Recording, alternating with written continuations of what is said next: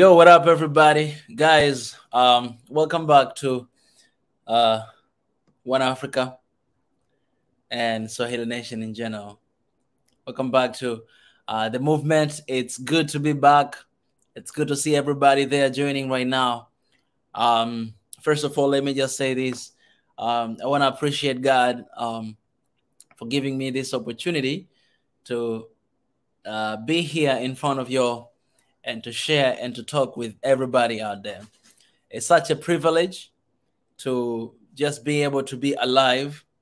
And I want to thank God for that, because if I didn't have permission from the Almighty God, then I wouldn't be here today, right? So we have all the reasons to appreciate. And also, we have responsibility. We have responsibility to pray for one another, to remember each other, to keep each other safe. We have that responsibility. Me, as an African, to make sure that my brothers and sisters out there, you guys are safe by either talking about things that are going on, praying, or trying to do something about it. You know what I'm saying? I have that choice to do that, to make sure that my brothers and sisters, all of you all are safe, and you guys have the same responsibility to make sure that we are safe as well. So, by doing whatever you can do. So first of all, let me appreciate y'all for your thoughts and prayer. Some of you heard that I was a little bit unstable, but I appreciate that some of you were praying for me, and some of you reached out to me to wish me a quick recover. And I thank God for that. And thank you for those wishes. And also want to appreciate my brother, His Excellence, Pastor Ezra. I hope he's here right now, because if you're here, you can just come on. I want to appreciate him for taking the leads for the past 2 days, and to just leading this team, this forum, this place. You guys have been discussing, have been talking amazing things, amazing stuff. And I am so grateful that we have people who are ready anytime, anywhere, anything. They're ready to do something for Africa, right? That's something to salute. So salute to Ezra. And guys, whenever you see me or you see Ezra, you guys, you have to see the same thing. Have to see the same people who want to see a united Africa, one Africa. We all want that. And most of you who are joining here, 30 people, you also want it. So I want to appreciate you. I want to appreciate for all the support and all the love.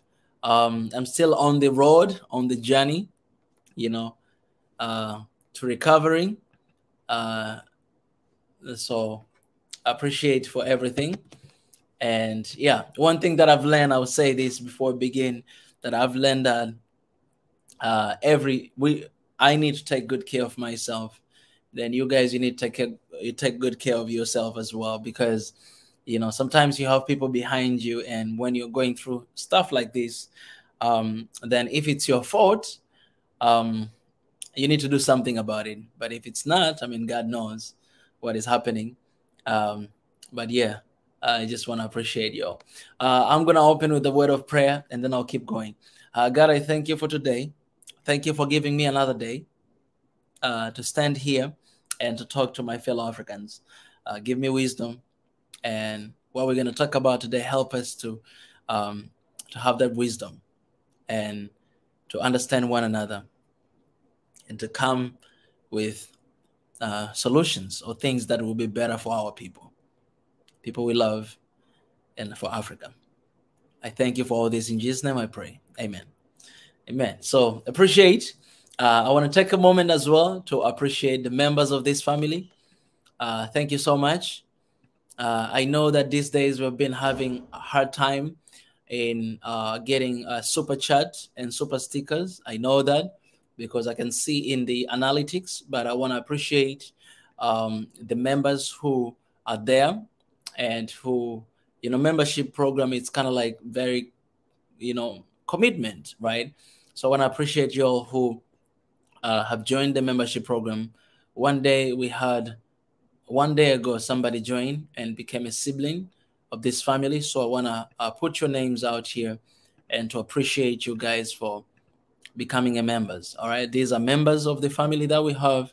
You can see this one day joined Chuil, Ajak, and Sam and Ridge. These are the recent members that I joined in the club, and I want to encourage everybody to join, because in that way you will be able to support us. There's these two links I shared there. You guys can go ahead and join. So I want to appreciate these guys who have joined us. Appreciate so much. Thank you so much. All of these people are very, very, very important for the growth of what we're doing here.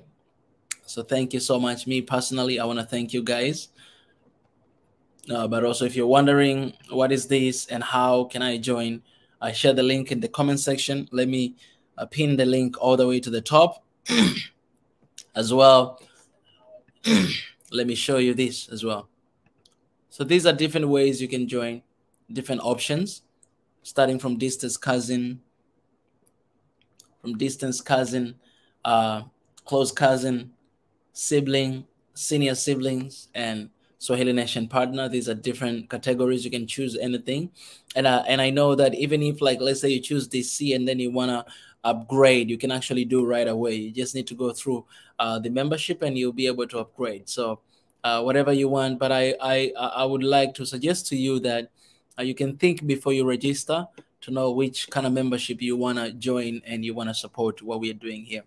It's all yours. All right.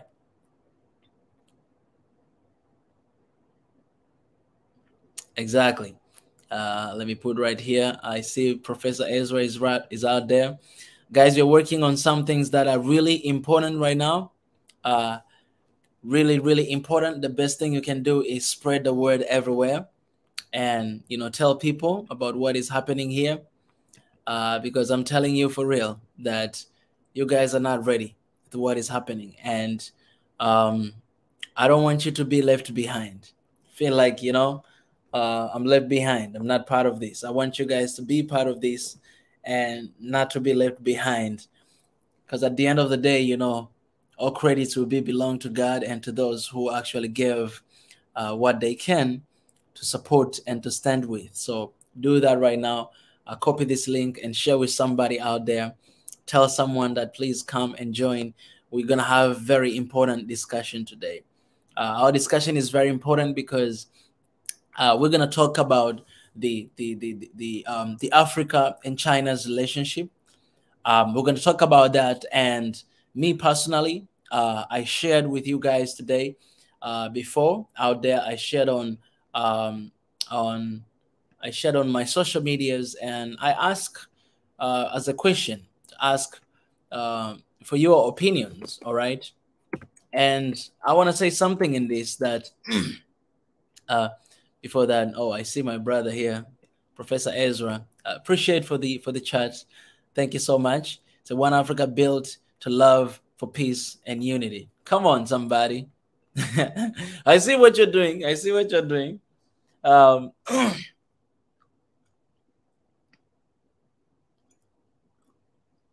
this is something very interesting. Appreciate, brother. God bless you. Let me say this. I know some of y'all might be skeptical with the topic we're going to talk about today, because maybe your government, not maybe, everywhere right now in Africa, I think only Eswatini, right? I think only Eswatini is not in relationship with China, but is in relationship with Taiwan. If I'm mistaken, please somebody correct me if I'm mistaken.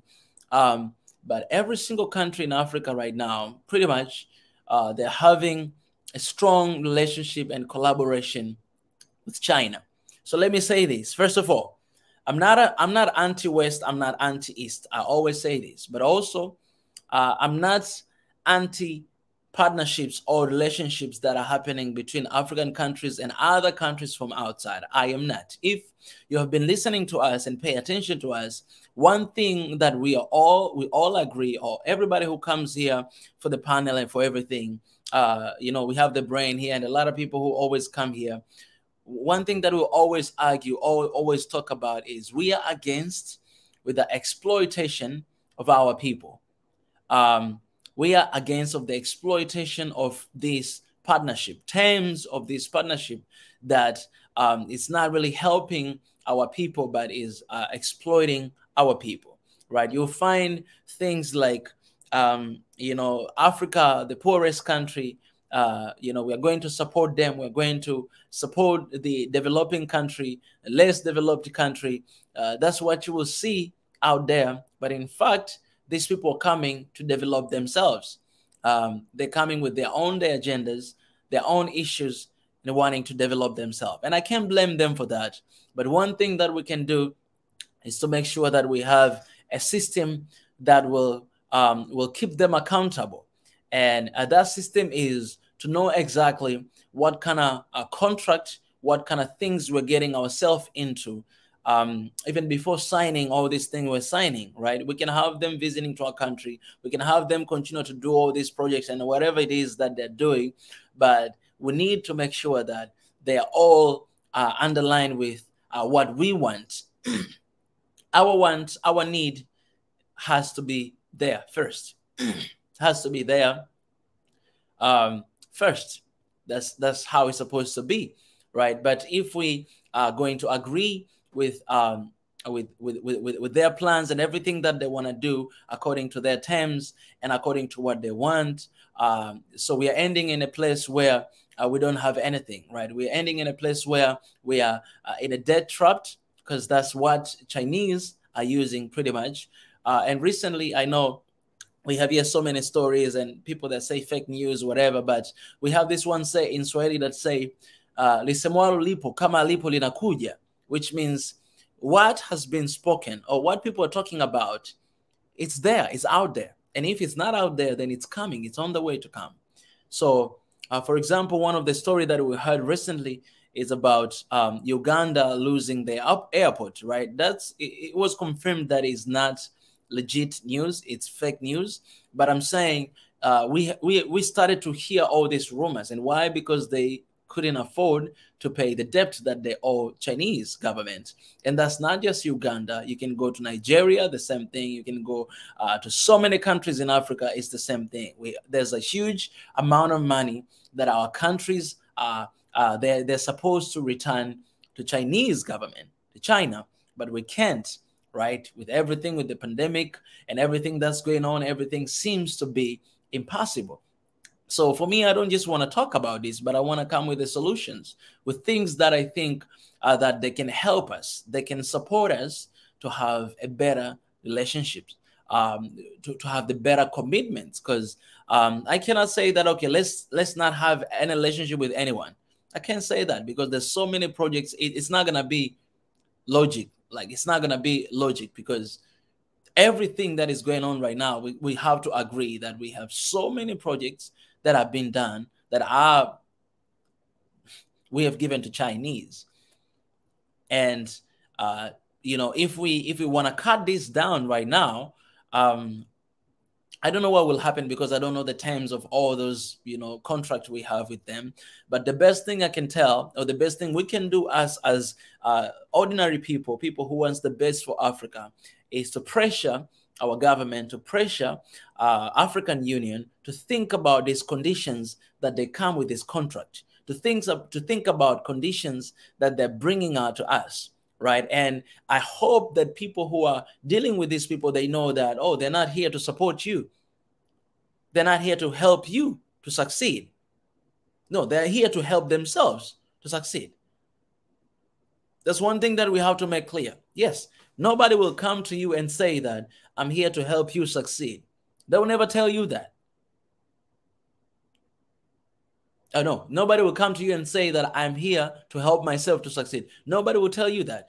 If they can be as like slightly honest, then they can say we're here to help one another. That's what they will say. But we have to see the patterns of what has been happening, going on for a long time.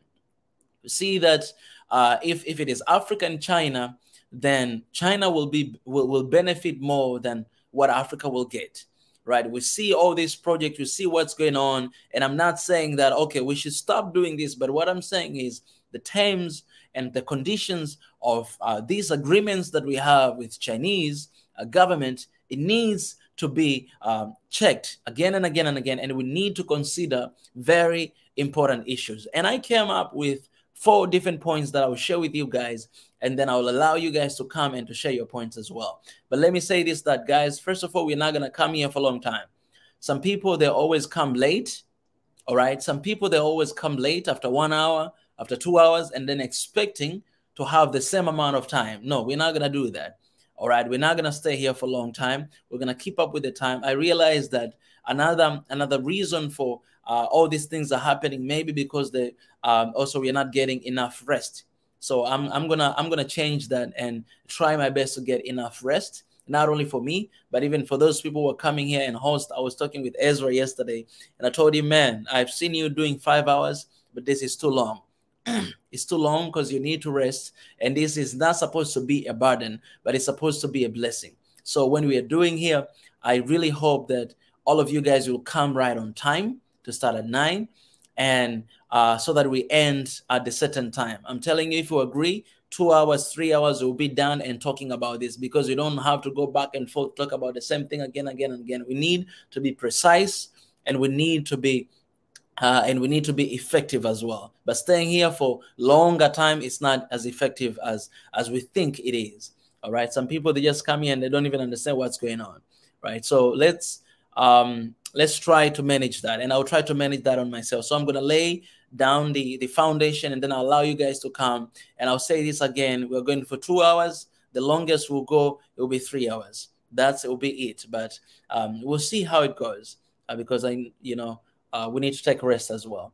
Okay, so I will share with you guys a few things that I came up with. All right, a few things, and this, it's because of one post that I posted before, and I posted something. I posted this one video. I cannot show it here because of the copyrights, but I posted one video on my Instagram from the Daily Show, and it was it was Trevor Noah talking about China, their plan to colonize Africa. And I want to say something, that I understand that these are different agendas, and my suggestion, and I had to tag Trevor as well on Twitter and on Instagram. I had to tag him and tell him that I hope you come up with another episode of America, because this is about China, and I understand you're giving us your view about Chinese relationship with Africa, but I want you to give us a view of American relationship with Africa. All right, I want you to give us that view with us. If you come with that, then we'll understand that you are not biased, and you're there. You want the best for Africa, even though you're in the system already. So I want us to be careful not to judge. All of a sudden, let's not judge him, and let's not do that, because this is our African brothers. But the best thing we can do is to wait and see if he will come with another episode of America and Africa's relationship, because that we know that that's toxic. All right. But today I want us to talk about the Chinese and Africa relationship, because these as well, the things that we need to consider, and we need to know that we cannot be excited about this. Right. So I shared that video, and somebody commented and say that, actually this one, it based on, it doesn't have any agenda behind. It doesn't have anything like that. You guys can go on Instagram and see what was the comment. Yes, so I saw that comment, and my first instinct was this, that every relationship you see out there, everyone who comes to Africa and trying to form relationship or partnership, first of all, they have their own agenda that you will never know, you don't know about. They will tell you what you want to know, right? And this different side, they always take advantage of the situation. So for example, right now, you see that Africa is being cautious with what's going on between US and Ethiopia, and US and African countries. Africa is being cautious about it. And China, they see that. They see what is happening. So they're obviously taking advantage of the situation. And that's what everybody will do. But my point is this, that we cannot settle with this. We cannot be happy unless we know the terms, of our partnership with Chinese government. I'm talking about in Africa in general. I'm not talking about a specific country. I'm talking about Africa. We cannot be excited. We cannot say that, US is the worst, and at least Chinese, they have this and this. We don't need this at least. We don't need like, okay, this is worse, and we have the less worse. We don't need that. These are the ways of us reducing our own standard. We don't need to reduce our own standard. We need, if we are going to have a partnership and relationship with you, we need to know exactly the terms of our relationship and our partnership with you, right? So this is what I point out. You guys, you might have seen this picture on Twitter, but these are a few different points that I had to answer that person, and I want you guys to think about your own points, so that when I allow you guys to come, you share your own ideas, because I want us to talk about what do we want to see in this partnership, and not right now. I know I'm talking about Africa and China, but we can talk about in general, like what do we want to see about this? One day I will come here, we'll talk about US and Africa's relationship, we'll talk about that, but today I want us to deal with this. And I don't want you to I don't want you to be blind. Like, okay, let's say this. I don't want you to be like, okay, US, they're really annoying me of what they're doing right now, which is annoying me as well, but to be blind of other people. Because things that are happening, how can I say this? It's always about taking advantage of the situation. So if your relationship is not good with the US, then China will be there, because the enemy of my enemy is my friend. And that's what is happening, right? But I want Africa to be smart, because we're smarter than that. And I want us to be more smarter than that. That yes, we know that, because first of all, we have to acknowledge and know that they're taking advantage of this situation. We have to underline that. Second, we have to know that whatever agendas that they're saying they do have, we cannot take it for 100%. That's second. Third, we are the one that we can make decision, and those decisions depends on our terms and conditions. That okay, you want to partner with us, you want to work with us, this is what we need for our people. So these are few suggestions that I came up with, but I want you guys to come with your suggestions as well. If you're going to come here to talk, you will come and talk here. But if you just want to write down, please write down. The first thing that I think it should be there is eco partnerships. We have been talking about this all the time, that with any partnership that is coming out there, we need eco partnership. And for this, I need to give an example of my own government, right? The ex-president who has gone away, R.I.P. John Pombe Magufuli. When he came, he was dealing with minerals issue. It's something that it was really corrupted, and we're losing billions and billions of money every single year because of that, because of taxes and everything. So he created a team that it had to change everything, to look at all the contracts that they were signed before, and to make sure that they're coming up with the new thing. I was just watching the other day live. They were giving a report to the current president, Mama Samia, and the good news is that in these new things, I'm going to dig down deep about this, and then I'll come back to share with you guys in detail. But one thing that I found out that, the percentage of the benefits Tanzania receive, it's 64%. So I'm going to dig down deep with that, and then I'll come to share with you guys in detail. But I'm going to need to research more about that. But because I was listening, and this is the number that I heard, is 60%. 64%. That means 64% is to the government, and the rest of percent. So that is more than half. That's not 50-50. That's more than half. That okay, our people need to benefit from what is going on. So in this deal that we are cutting with you, with all these, American companies and these companies, we're going to take this amount of money, more than 50% for our people, right? So that's why I'm saying eco partnership, it can be a starting point, because I'm telling you, if you have resources, you're the one that has resources. You're the one that have everything. And then somebody else is coming to take advantage of that, and still you're receiving less than 50% of your own resources. The other day, the Minister of Education here said we don't have to We don't have to dig them down.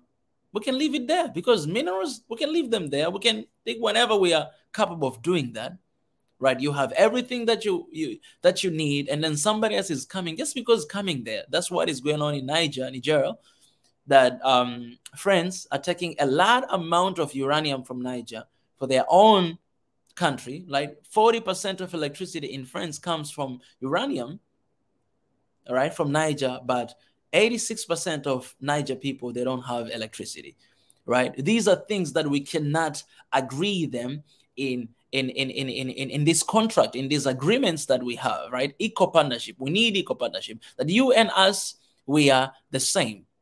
We need eco partnership. That's first thing. Second thing that I suggested is that in every project, our people must be in the top leadership position. Okay, for this, I need to explain a little bit about this. So what is happening is this, guys. When Chinese, you guys can research in your own countries, because I've done that. When you have a Chinese company in your government, in your country, they're coming to invest in your country, you know what they do? They do not just build bridge, or they do not just build roads or this infrastructure, but in those projects that they bring, in the top leadership position, you will never find a local people. If you find a local people, then you find one person who don't even have a say. When it comes to the decision, he don't even have a say. It's just one guy who is just a picture that, okay, we have a representative here, but he don't have any say. So in all this, you find that in the top leadership position you have, they will bring their own Chinese people to come to be in charge of those projects. So what happened is, if it's engineer work, we have a lot of engineers who they understand the places, they understand our environment, they understand people, they understand everything on the ground. They know everything about the place. They were born here. They belong here. They're the one to be in charge. But they're not the one in charge, because somebody else has to be in charge. And that top leadership position, we're talking about money and salary and amount of money that these people are receiving. It's a lot of money that you cannot compare with the money that Black person receive in these projects. This is 100% truth. I've seen it here where I am. I've seen it in other countries, and you guys are gonna come here and and prove me wrong with that. All right.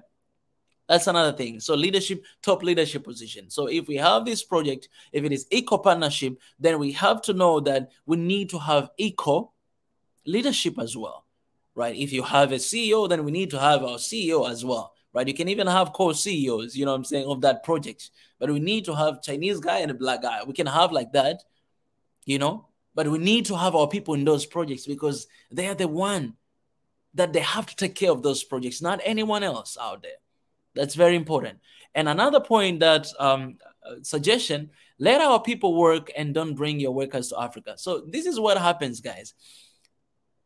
When these people, they come with their projects, they're supervising work, supervise work, they always bring their workers from China. They bring their workers from whatever country it is. They bring it in your country. I'll tell you this. You might argue with me that, oh, this is happening. It's because, oh, they need to know how things are work. No, they're not bringing here to teach you or to train you how they're doing. I have seen the videos even here. The previous president, he had to kick out so many Chinese companies because of how they were treating local people. I've seen the videos. Let me show you this. Let me just say I've seen. Let me show you the video. The video of Chinese boss literally punishing a guy who is working here. Let me see. Let me show you.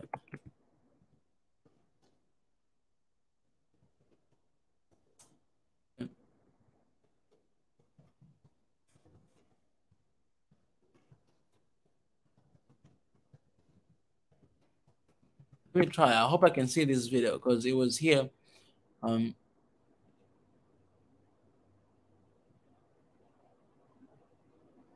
Okay, let me show you.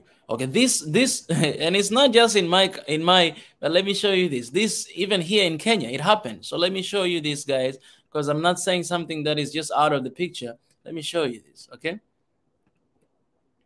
The Directorate of Criminal Investigations has arrested a Chinese national after a disturbing video clip in which he was caught whipping a Kenyan employee went viral on social media. Several others were also arrested after it was discovered that none of them had valid visas, and Itankonge has more. In a disturbing video that went viral, Deng Han is seen here whipping a Kenyan national for allegedly reporting late to work. Deng, who is a chef at Shewu restaurant in Kileleshwa, is seen asking the employee where he would prefer to be hit and then proceeds to whip him twice. In a raid carried out earlier today, DCI detectives from Kilimani arrested Deng for working at the hotel without a work permit. Two other chefs, Chang Ying and Wu Yang, were arrested for holding expired visas. Yu Ling, a cashier, was also arrested for holding a visitor's visa but no work permit. All right. According to the DCI, 8 other Kenyans who work at the hotel. Let me stop that. But that is just one video. But you can go and you'll see a lot. There's another one here. This guy he had to fight back. All right. This guy he had to fight back to show you. And 3E, I'm not gonna stop playing anything here, all right? You're not gonna stop me. If you don't want to see it, don't watch it.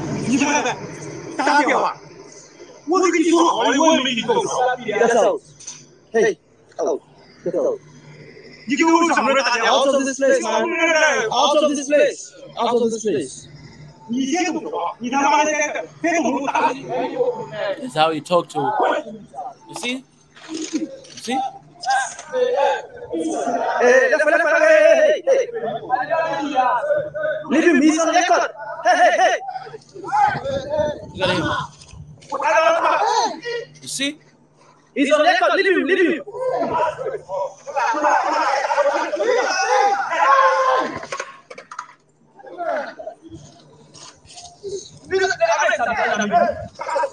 He's on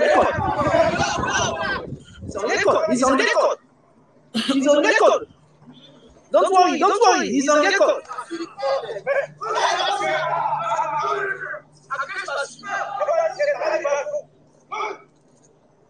He's on record, don't worry. All right, I can play this video again and again, but I've seen this, it's long, and I've seen this video a lot of times. But what I'm trying to say is, and there's so many of them, you can go and check so many of them, and they're not a long time ago. It just happened recently. But what I'm saying is, these are, when there's all these projects, they bring their own workers, and this is how they treat our people, because they're in supervision position, supervising our people, and it's not because they just come to train, but because they don't trust in us. They don't, and they want to control. So all this support and all these loans that they always come with all these things that you have to align with them. You have to say yes to them. And some of these, we don't see them. So let our people work. If you have a work of engineering work, we have a lot of engineers who will be willing to go and to work for that project and do it. And they're capable of doing that. We're saying that all these projects, they're bringing so much. Okay, another thing, argument that you might say that, okay, these, they give the employment to our people. Like when they come to our country, a lot of people are getting jobs and they're working. But let me tell you this. Do you know what kind of works? Do you know what kind of job our people are working? They're like that. The video will show you. They work that in a month you receive less than $100 US. The work that you need to clean some stuff, those are jobs we are talking about. Does that help anything? No, it doesn't help anything. It's just a new way of colonization, because you have that job, you have that task, but you know the person who is in charge of that, he's Chinese. And then tail, you know who are the tail? The Africans. Why don't you bring Chinese do the work that Africans are supposed to do? So the work that they've been given is the work that they receive a little bit of money. I've seen some video. I wish I can show you here, but I can't show you guys. I've seen some videos, and I'm not going to say which country. I've seen some videos of Chinese workers shouting to people, because that's how it is, man. I lived outside with these people. I know they're not Chinese, but I lived with Koreans. But there's so many Chinese there as well. I know how they can treat somebody because they have this hierarchical culture. They believe that the old person or the boss, it has the final say no matter what. So if I'm coming to your country, like this, I can talk in a perspective of culture. If I come to your country and I'm your boss, I have the final say. I have the final say to you. Whatever I say, you cannot argue. You have to do it because I am the boss.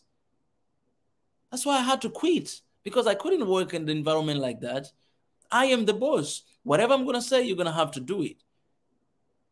So the only way for us to work in this, mind you, I've lived there for 9 years. So the only way for us this to work is for us to be a boss.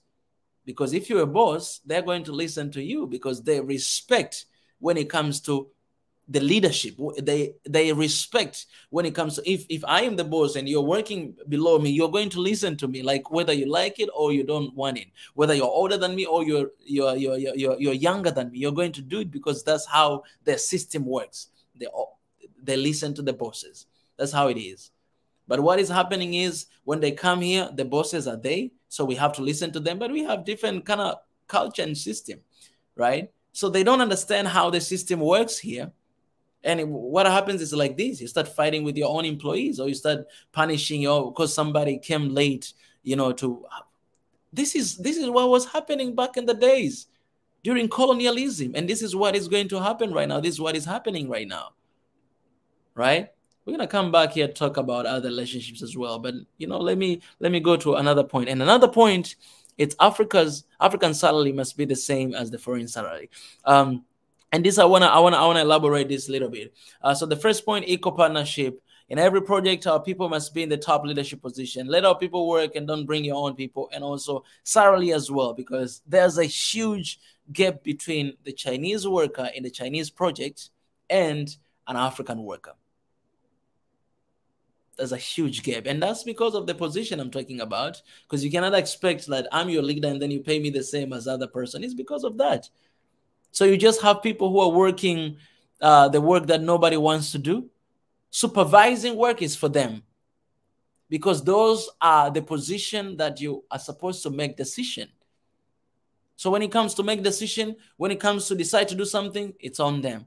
When it come to execute something, it's on us, because I will command you to do something and you not say no. But this is what our government, this is what our countries, this is what Africa can save Africa from, because our people, the people who are suffering, and ordinary folk. I'm telling you guys, you can see a lot of projects that are finished, Chinese projects in Africa. I'm telling you, go and ask people who worked in those projects. Ask them, how was the experience? Talk to them, ask them, speak to them, and they'll talk to you, they'll let you know. They'll let you know. Because we might be happy because we see the projects are finished, but I'm telling you, the people who are struggling are normal Africans who cannot say anything, but they just want to provide for their families. They don't have a choice, and they're going to do it. And we cannot keep entertaining this and letting our people be treated the way, like you see this video, being treated as if they don't matter, being treated as a slave again in 21st century. 21st century in our own countries, simply because of the projects that have been brought by Chinese. If we cannot agree on these terms, then we're not taking the deal. And there's so many others. You guys, I'll allow you guys soon to come and to share. There's so many other points, so many other things, ideas that you might have, brilliant ideas that you guys are going to share right now here, that we need them. And what we're going to do is this, guys. I'm asking you this because I want us to take action. When you come here, please share those. Are you going to write them down? And we're going to put them together. We're going to put them together in the document as One Africa, and we're going to send everywhere we know. We can send to African Union. We can send to different governments around Africa. We can send to each government we know. We can send to them these things as a proposal that these should be the terms of our partnership that we have. Because right now we need to take action, and this is how we can take action. This is how we can take action. One thing at a time. We're solving one thing at a time. So today we're talking about Africa's and Chinese relationship, and we're talking about this. So I'm gonna allow you guys to come, and I wanna give the time range before that. All right, I wanna give the time range before that. So this is what we're gonna do.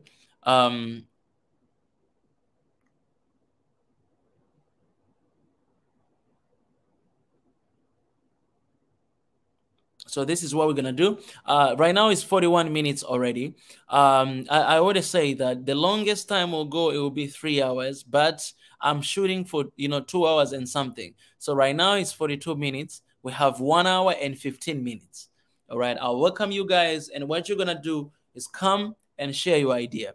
Come, you share your idea. I really appreciate if you come, you share your idea, you share a solution. That what can we have in the terms of our partnership that we do with Chinese government right now? Because that's what is out there, and we need to be able to have a strong, solid foundation for this. And we're gonna work on this document, and we're gonna share. We're gonna share to every government we know and every people we know. So I'm gonna share the link in the comment section, and I want to hear your opinion, guys. All right. So yes, so we're gonna have that conversation. Please don't take a lot of time, because we might have a lot of people who wants to point out in this discussion, and I'm gonna manage time as much as I can. All right, I have Professor Ezra right here. Professor Ezra.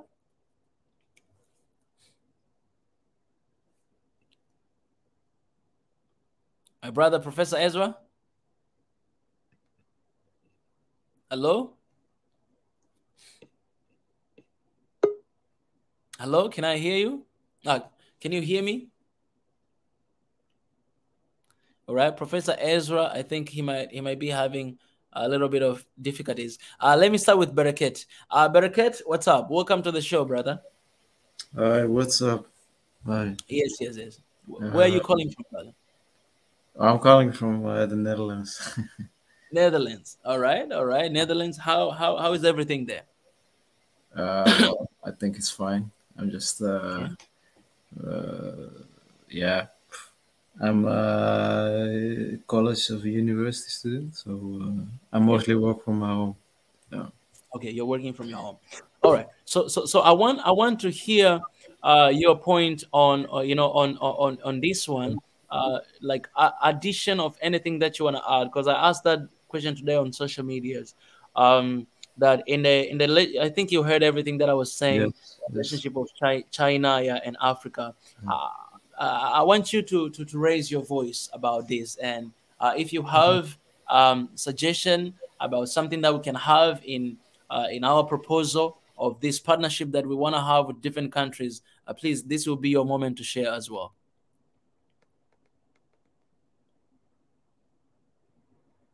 Can you go ahead? Yeah. Yeah, I agree with the proposals. There have to be like an equal partnership, but yeah, you cannot control. It's good if you promote this way. I fully agree, and but you cannot control everything. I think because you cannot see what how.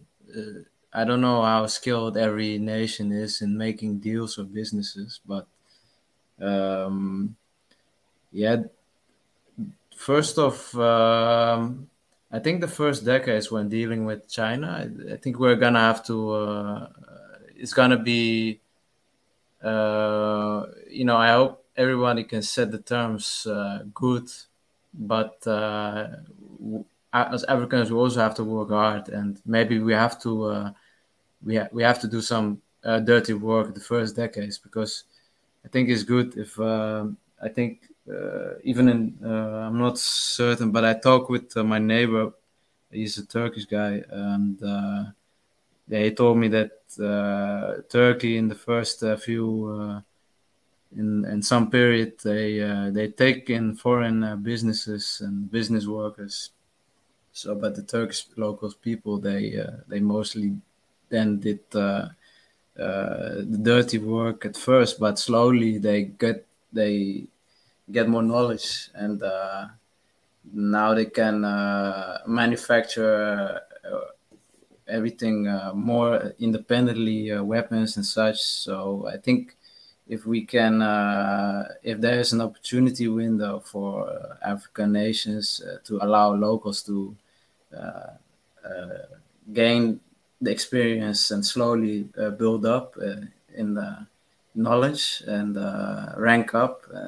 And at some point, the Chinese businesses might not be necessary, and we are not. We are on equal terms in the competing in the international level. Yeah, I think first of all, I wanna disagree with one thing that you said we cannot control.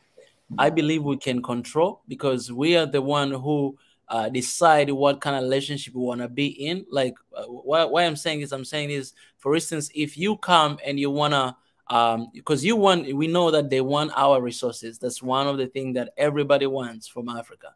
So if you come and you want to invest in my mining sector, let's say in Congo, then we already have the conditions of this partnership between me and you that you want to make here in Congo. And these conditions, some of them, like suggestions that I had, are these, right? Okay, so if you want to invest in this, you China, you have to know that we need eco partnership, we need this and this, we need this and this, we need this and that. All right, we tell you like what terms of our partnership we want with you. Okay, you agree with this, we go ahead. You don't agree with this, okay, go away. Someone else might come and want to invest on that. That's one side. Another side is us going to them and asking them, hey, can you come and support this project or whatever? Like for a long time, we have seen a lot of governments doing that. Still, we can be able to do that and to bring these conditions of, of our partnerships that we want to have with these people. That, okay, this is what we want in this partnership, that we want eco partnership. Want our people to be in the leadership position as well, top leadership position. We want our people, local people, to work on these projects that have been done in our own countries. We don't want our people, just your people, to come and to work, and you know what I mean. And we want them as well to receive acknowledgement or salary, just like you, because these are things that all of us. That's all about. Eco partnership. That's what I'm saying. So I think we have a say at this. So I'll agree with this. Yeah, of course we want equal partnership, but then I wonder. For me, it's just important that many African nations just take or make the deal so that the locals have an opportunity to grow up, and it might be that.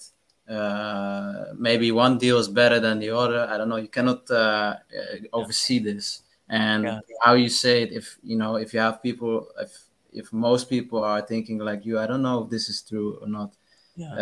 Then I think we're capable of allowing good deals. But I don't know.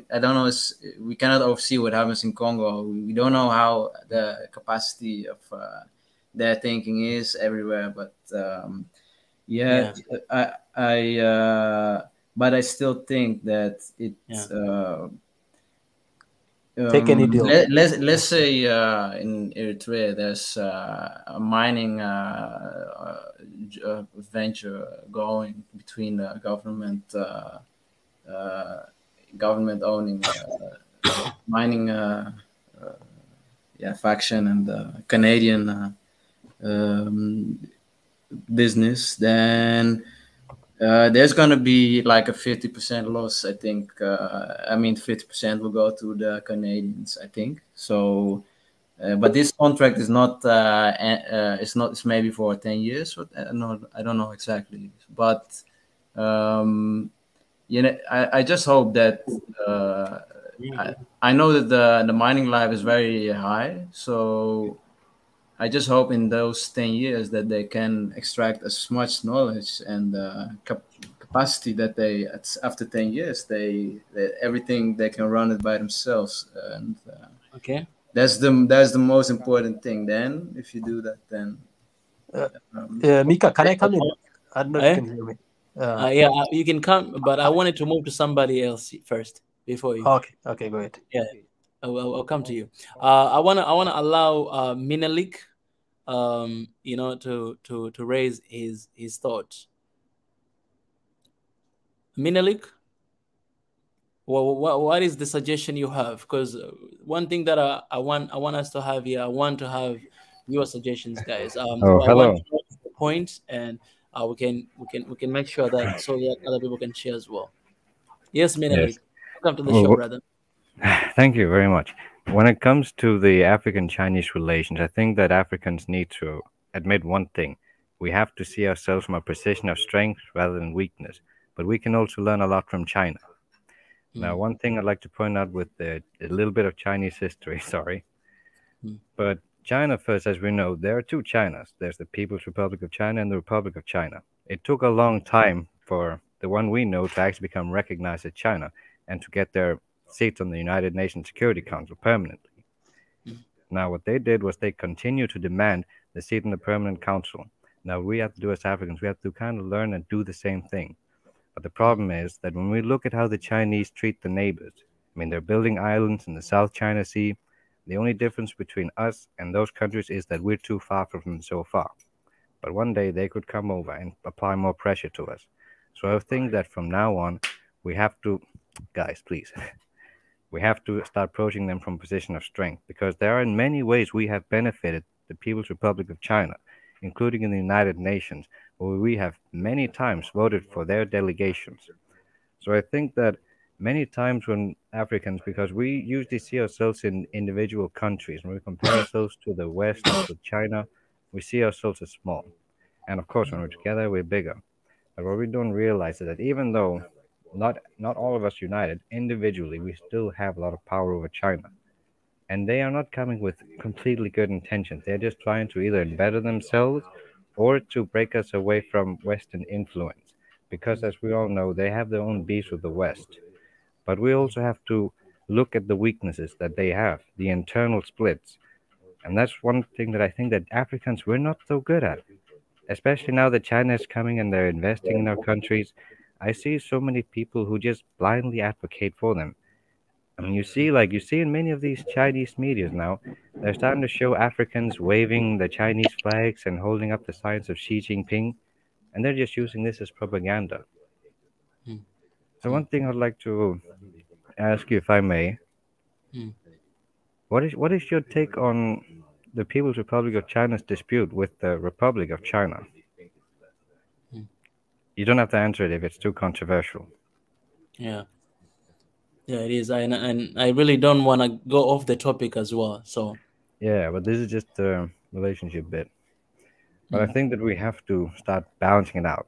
We cannot become too pro-China. Otherwise, we will just become another colony of them. Exactly. I think that's what personally, that's one of the fear I do have, that we might be making this decision or doing this or thinking this way right now, about them, and not really considering or remembering like everything that is going on right now with the US and different countries in Africa that are working up and be like, we are questioning this relationship and everything. It started like that. And yeah, and now we cannot be pro-China, like you say, and we cannot be blind to this. We need to be at work and to actually correct the mistakes that we have done before with the US, because this is where we can correct it. And for us, maybe we don't know the terms of these conditions, but we know when we see how Chinese or these organizations are operating in our countries, we see how they're treating our people, then we know that, something must be wrong here, must be different. And not just in Africa. One thing that I really think that we also have to start speaking up more loudly about is how they're treating Africans within China. Have you seen some of the stories that have come out of there, especially with the coronavirus? They instantly started banning black people from McDonald's. Yeah.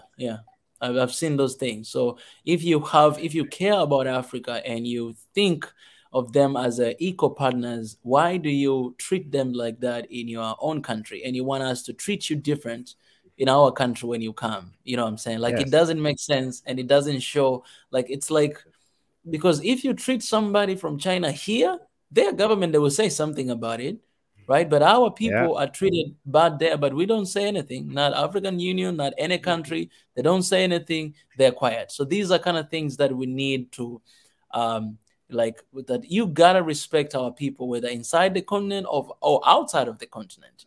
We need to have, points or laws or whatever that it will actually protect our people, both internally here in Africa and outside of Africa. We might be celebrating that, oh, they're serving us, but ask Africans who are living there right now what they're going through. Oh, you can ask Wodemaya. He's shared so many videos about his episodes in China. Oh, even me, I live there, close to there.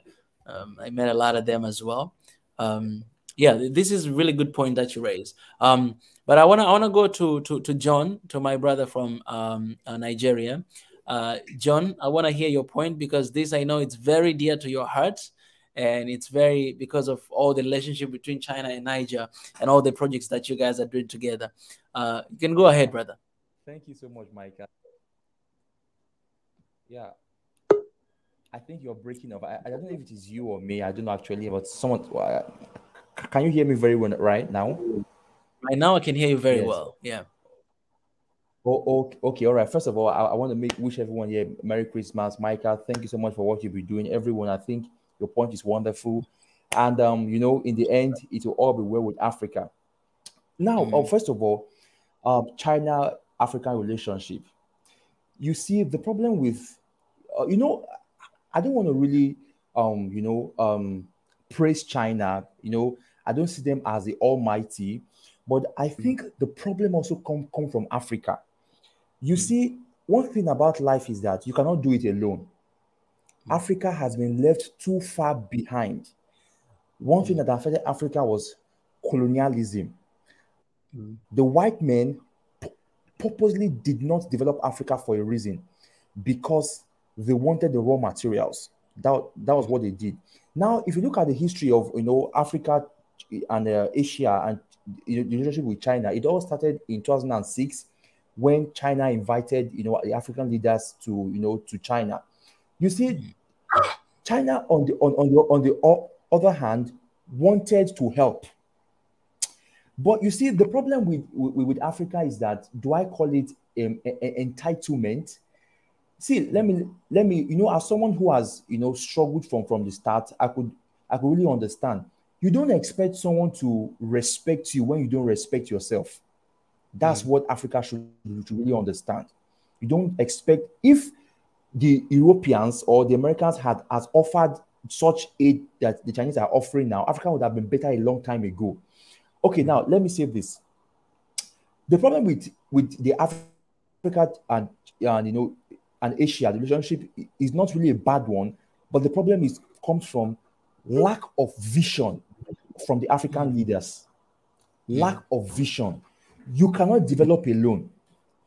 You can, the previous leader said, we have to begin to negotiate from a place of strength and not weakness. You are allowing the Chinese come in. What plans do you have? How do you, why not empower your local entrepreneurs to do that and let the Chinese bring in their expertise? That's one way that you can. That's one way that it can be done. You fund your local entrepreneurs, then you can bring in the Chinese expertise, not the Chinese coming in with their workforce. That will really work. But I see the problem with African leaders as the problem. And if we don't wake up as African leaders, we are not going to get it right. See, listen, I don't blame China for most of the part. I mostly blame African leaders. And you see what the West is trying to do right now, trying to demonize China. I see it as fraud, because they are scared that immediately the Asians come in, Africa would be forced to break in from the shackles of poverty. They know they will do it. So, I see people trying to demonize China. China is bad. I don't say they are good people. They are not good people. But if you look at how they came in diplomatically. Number one, no political interference. Number two, they did not force you to speak their language. Number three, they didn't take you in chains like the white men did to their country. They're not oppressing you. They are coming with, with a form of business. But the problem now is African leaders. They are the problem. They are not seeing the big part of it. Japanese had hands in development of China, the same Taiwan. Then also, if you look at every other developed country in the world, China had one or two things to do with it. They had in construction, they had hands everywhere. One, most importantly, skills transfer is what Africa needs. The Chinese have it. But if we don't negotiate from a place of strength, if we don't begin to talk with these people from a place of strength, I think we might be lost behind. That's my tip. Thank you very much, and Merry Christmas to everyone. All right. I appreciate that. I want to bring in Professor Ezra. Professor Ezra. Hi. I think I just want to build on the 2 points that have been made. Maybe even kind of really challenge you, Mika, to really think about this. I think, like, if you look at it from a tree and forest metaphor, so like the tree doesn't necessarily totally represent the forest. So there are incidences and occasions of interactions that have gone wrong, but the entirety of the relationship should not be totally, I say clearly, should not be totally be determined by those incidents. Those incidents should factor in, but that's the first thing I want to say. I want to say we should need to frame the discussion from the point of view that if we come into this relationship from the point of weakness, we are vulnerable, we are weak, fragmented, we cannot present our own interest, our continental and national interests in a strategic way, then we are in a position of being exploited. And what you see, those employees that you've seen, the videos that you showed, that is a manifestation of that vulnerability at the strategic and at core level of the relationship.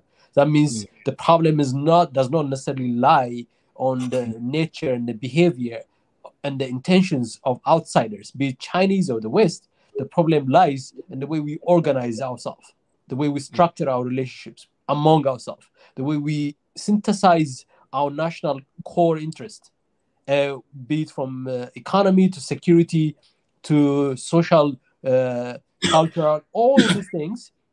Africa has not done enough to come together, and hence come to the theme of this forum, the One Africa, the reason why we need to be together. And so if we go about bashing China or bashing America, bashing Europe, I mean, even if only deserve to be bashed. I mean, I'm not saying they don't deserve to be bashed, but even if it is a distraction from, like, it becomes an excuse for Africans. Oh, the reason we are struggling is because of these bad intentions, instead of saying the reason we're struggling is because we are not coming as a united force. We are not a formidable force as a bloc. And that lack of formidability creates a whole set of vulnerabilities, from micro level to like individual interactions, to macro level to nations having to give up their port, their sea, whatever it is. I mean, we talk about Chinese loans being burdensome. Talk about European loans that are burdensome. I mean, Nigeria's paid off $12 billion of debt, I think 10, 20 years ago, and they didn't have anything to show for it.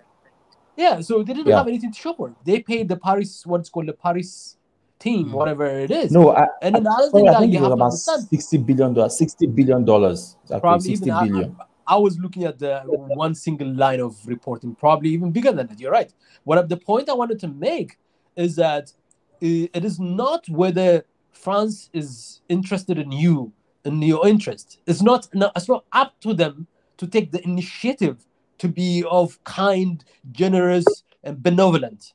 That responsibility lies on African leaderships, and African leadership, in order to address that, they need to commit to a united Africa. That's the first and most important thing that Kwame Nkrumah laid out in 1963 at the setting up of the Organization of African Unity. And we are in 2021. We need to do that. Once we do that, we will have, we are not talking about just unity in numbers. We are talking about formidable unity that with strong united military forces, strong united trade, economic, and social integrations, and mobility for African countries So that when Congo, which will still have the autonomy to go and have a deal and negotiation on minerals, okay, nobody's going to backstab them from somewhere. Zambia or Ethiopia is not going to backstab them, because Ethiopia and Zambia will be on their side. There will be no deal that will harm the Congolese people, that Ethiopia, Zambia, or Nigeria or Algeria will not support. We will have the institutional and the infrastructure for implementing a united force. So that's the thing. So because of that, the issue is we get taken advantage of because we are weak, we are vulnerable, we are fragmented, we are disunited. And the theory, forget about theory, and the practical terms. When China comes to Zambia, discuss copper problem, the copper mining issue with Zambia, Zambia has nobody to back her except rhetorically. Maybe African Union might tweet something or might send a statement, or some African neighbor, Africa SADC might say something, but there's no infrastructure to operationalize that unity, that force of unity.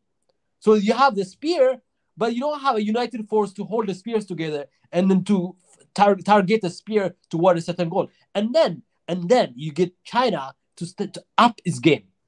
And you get America to up its game. And then you get Europeans to up their game. At the moment, they don't have to up their game because they can play us. They don't have to offer us a good deal because nobody's asking them for a good deal. And then for us to ask a good deal, we are not united. We're not strong. When we say unite, don't misinterpret the notion of unity. I say it again, formidable unity that is tangible on the ground, with military force, with economic force, with all of this that implication of unity represents, not this little tiny pseudo unity that we have. And I think that is the issue that we need to target. I think that discussion will allow us to tackle China better. Okay. Thank you for your point. Thank you for your point. I want to bring in Biggie. Biggie, what is your point? Good morning, good afternoon, good evening for everybody. Thank you for having me. I think on this discussion, when basically we started with China-African relationship. Before we get there, I would say to add on to Israel on the unity part is, first of all, each nation in the continent, each nation within the nation has to be united.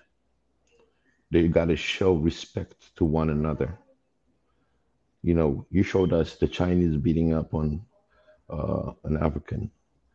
Listen, there are Africans themselves within the same country abusing its own people.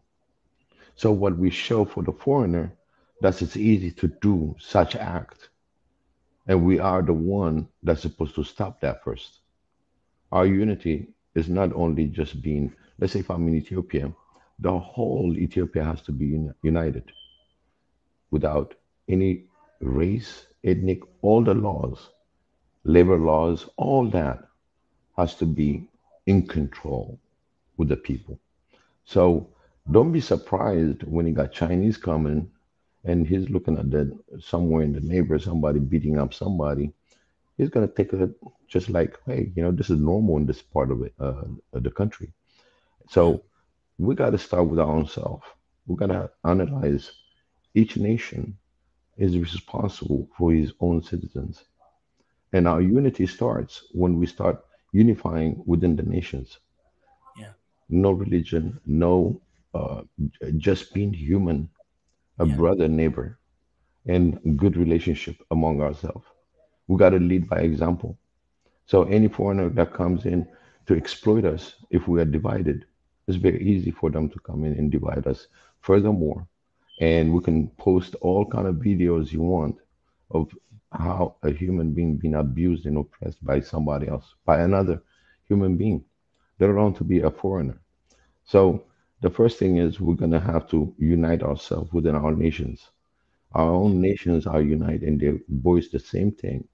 And the one thing of one Africa will have a place to exist. We know we want it. We want to be united. But first, let's respect one another within your own nation. You got to promote anybody that abuse the maids, that abuse the guards, that abuse. They got to be reported. And when you start reporting, when you start putting your for the labor force commissioners saying, "Hey, I've been abused," it doesn't have to give his name. Let that part of investigation starts.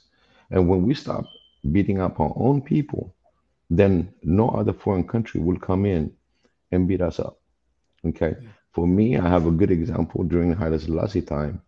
Any foreign nation that comes and abuses an Ethiopian, and I report it myself as one Ethiopian, the investigation comes, and automatically you'll be out of the country within 48 hours. That's how Ethiopia used to work. Nobody, a foreign entity coming into the country and abuse us for just being white, because we don't accept that.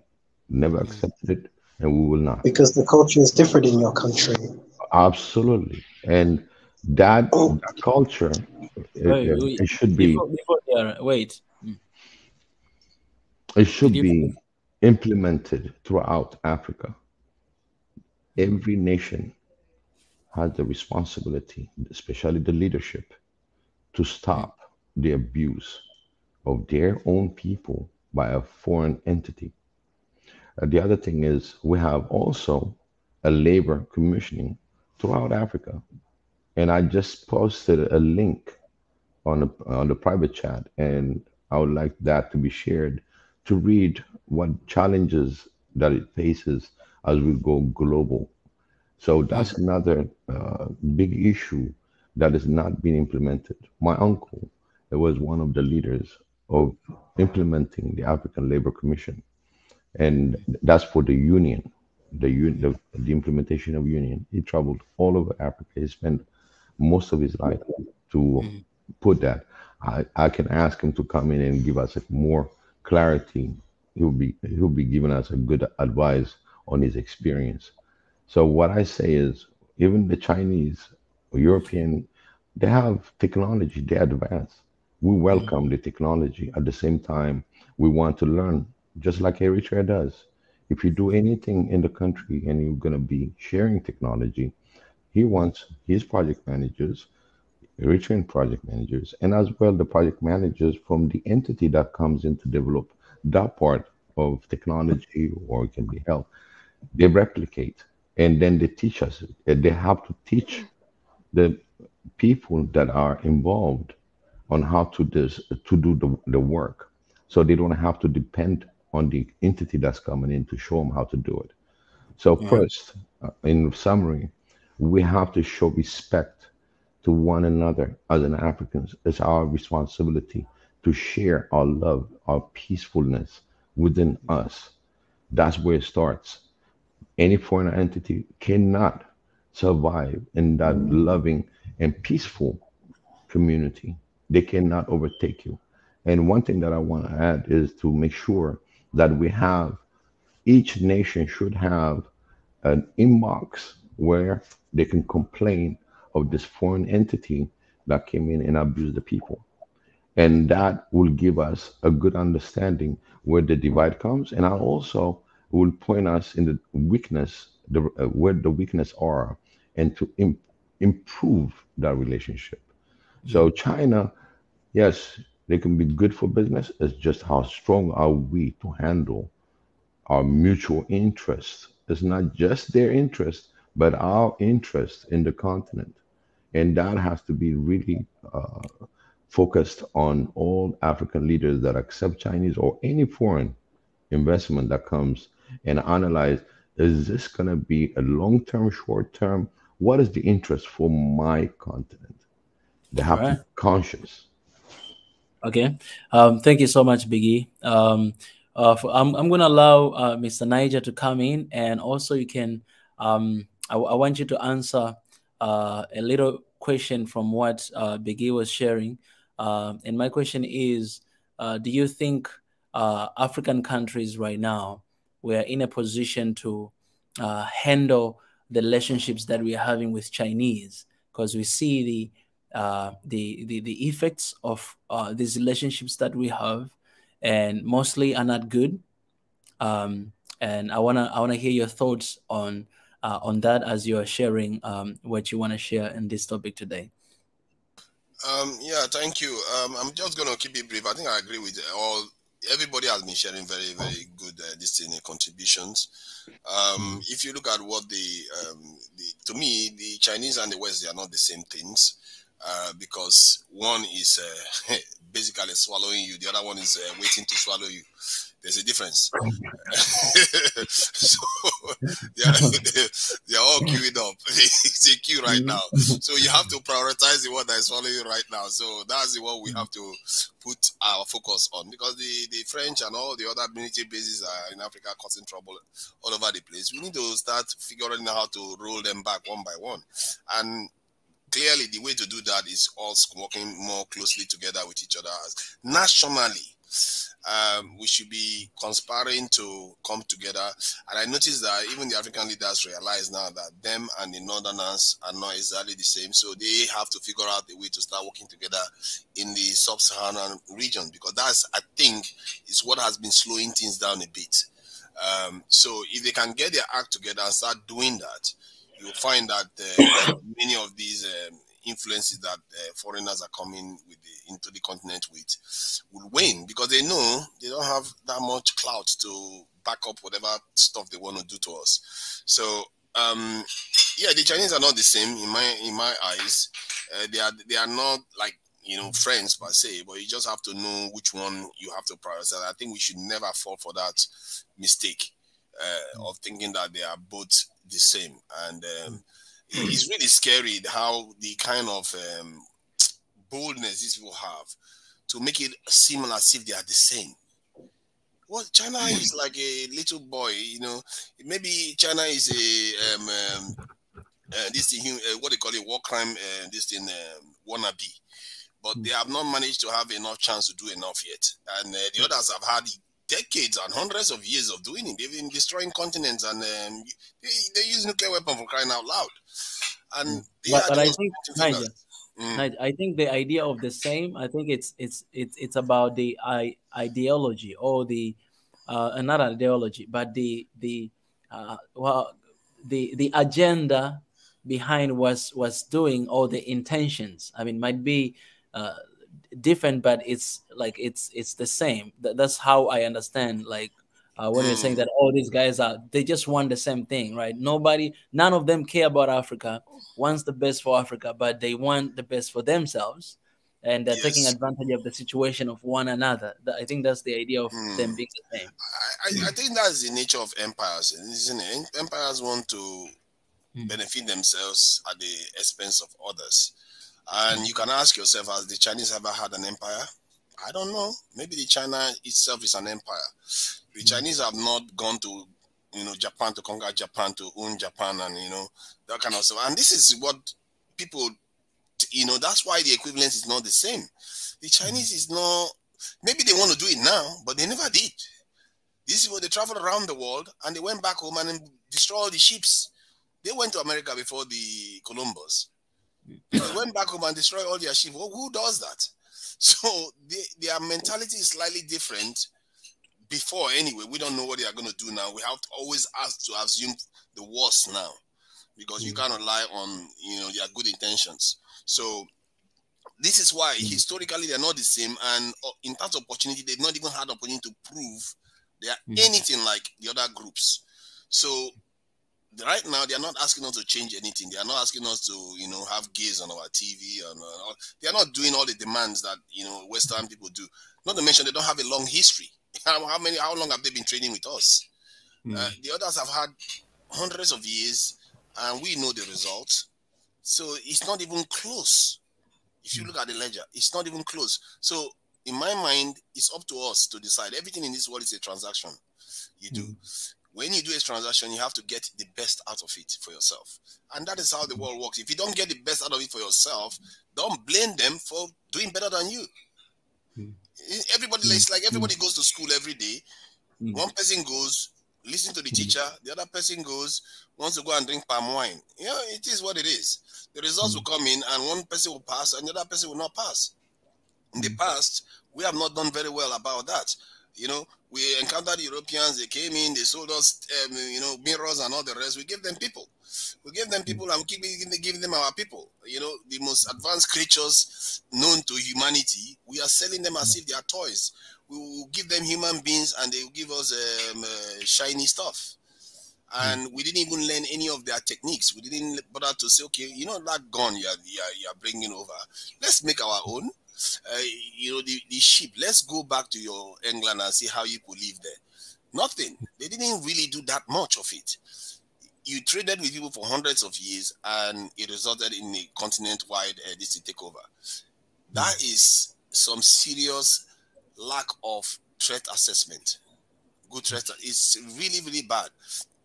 And this is why I say it's up to us, because it's not them that did it. We are the one that didn't do our due diligence. And we shouldn't make that mistake again. Thank you. Well, I appreciate it, Mr. Niger. That's powerful. Yeah, I wanna allow my brother DRR, and also I had a question, but I forgot. So if I remember, I'll just throw any time. Yeah, DRR, you wanna come in and share your view? I think this DRR is Dr. R, right?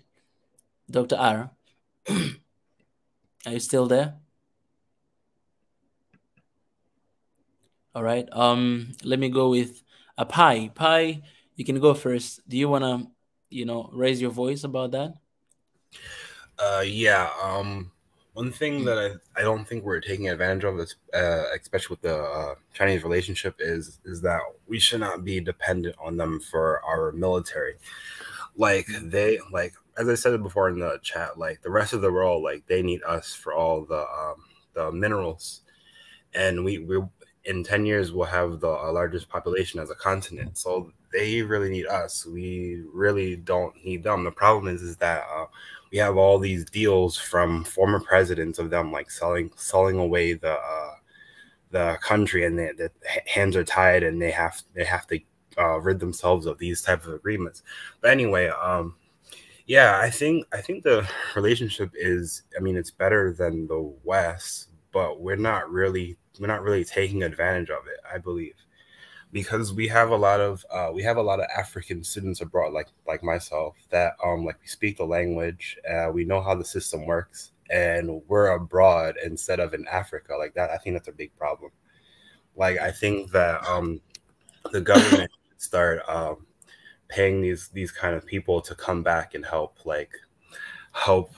them with these type of relationships, so they know like what they're actually thinking.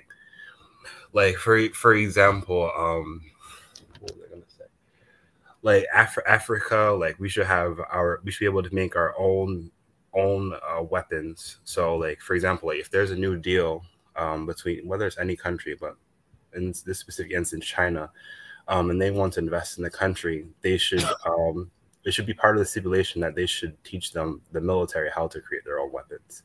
Because the thing is that if there's a proxy war like what's happening in Ethiopia right now with the TPLF being supported by the US, if there's a proxy war, Europe and the US, they're not going to provide weapons. Like they're not going to provide their own weapons for us to defend against ourselves.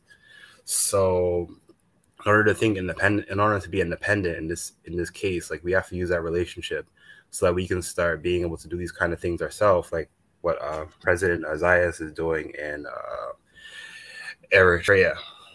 And I also believe that I mean, it's off topic right now. It might take a whole session, so I'm not gonna waste your time. But I feel please don't go off. But I'll just have one sentence about like we're taking advantage of the PRC relationship, but not the RLC one. So we're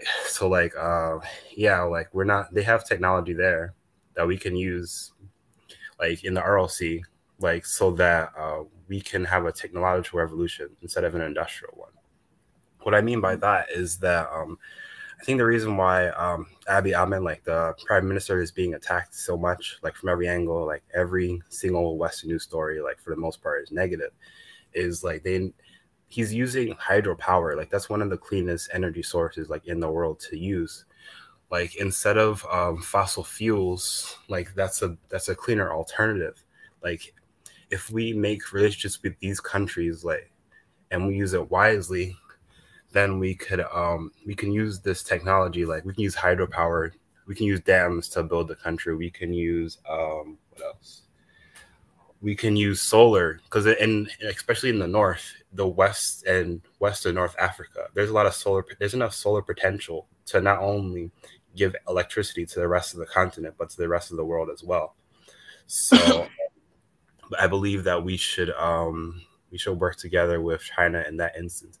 But at the same time, though, I think we have to admit to a certain point that currently losing the battle at the moment and stop acting unilaterally.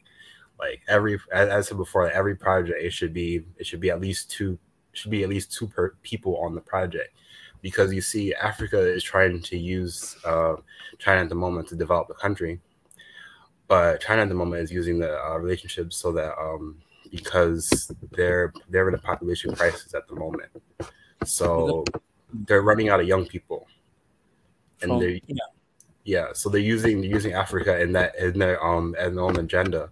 So that the amount of, like, because in China they have to work 9 to 9, they have to work 72 hours a week, and they're running out of young people to do that. So they want so their agenda, which is why I'm glad I'm here, one of their agendas is to do the same thing in Africa as their population is aging.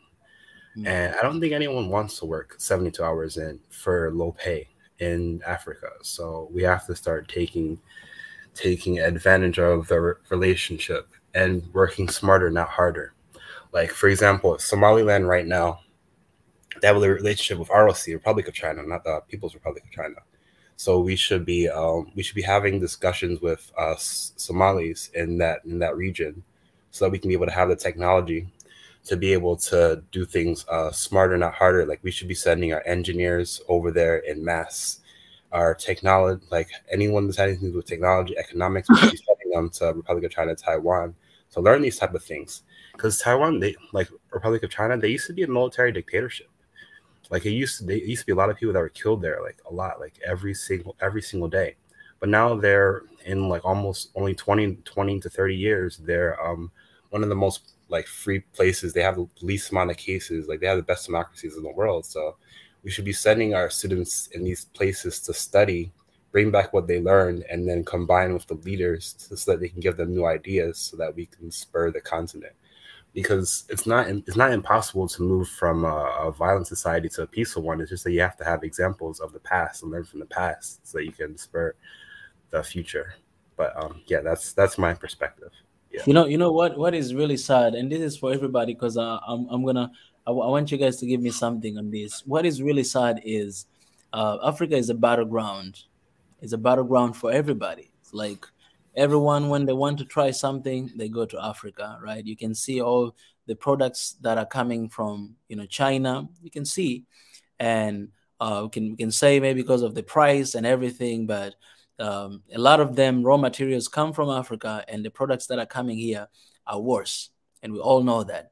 But it's not the same product that goes to other parts of the world, right? Africa, because the third world country, they cannot afford this, will bring this. This is not how you treat your partners, first of all.